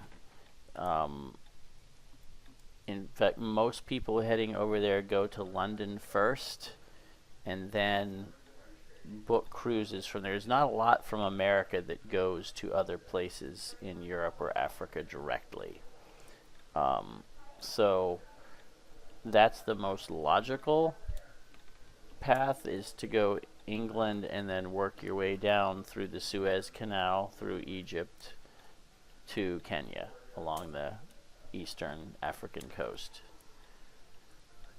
Excellent. And then that would be that'd be the plan that Thaddeus schedule out. Okay. And of course, You could get passage as early as, let's say, 5 days from now, if you're willing to, pay more, which for you is not a big deal for the amount of money that it is. So yes, he would definitely pay more, and also make sure that he'd be able to bring some security. Not sure if Frank would be able to accompany, but at least some men. Yeah, Frank could come. Having a bunch of people might be a bit much, but you could certainly bring Frank. That would be reasonable.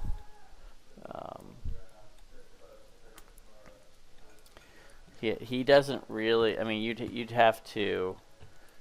It would be tough for him to engage people to go indefinitely overseas. That's not really something most people want to do for a security detail. Yeah. These men that he hired are all kind of local contract hire people that he knows somehow.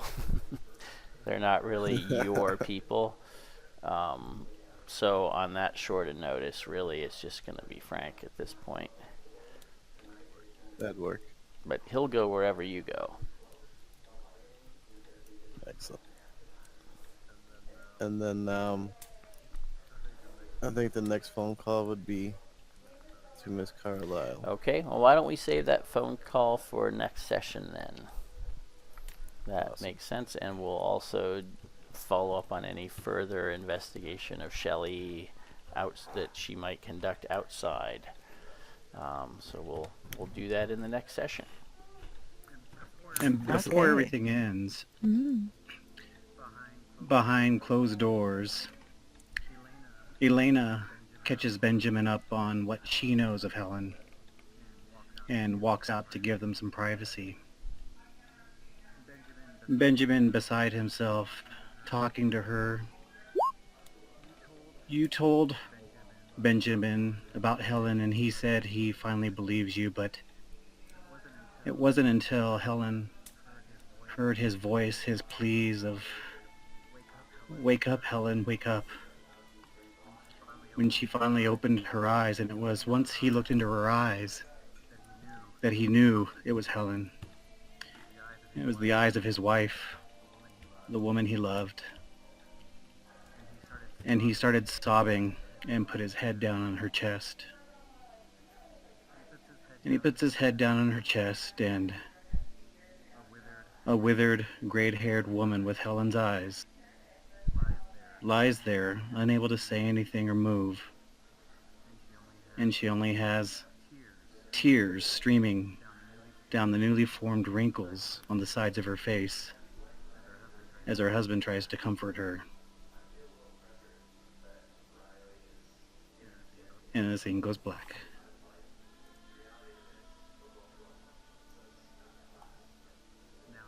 Now. Oh.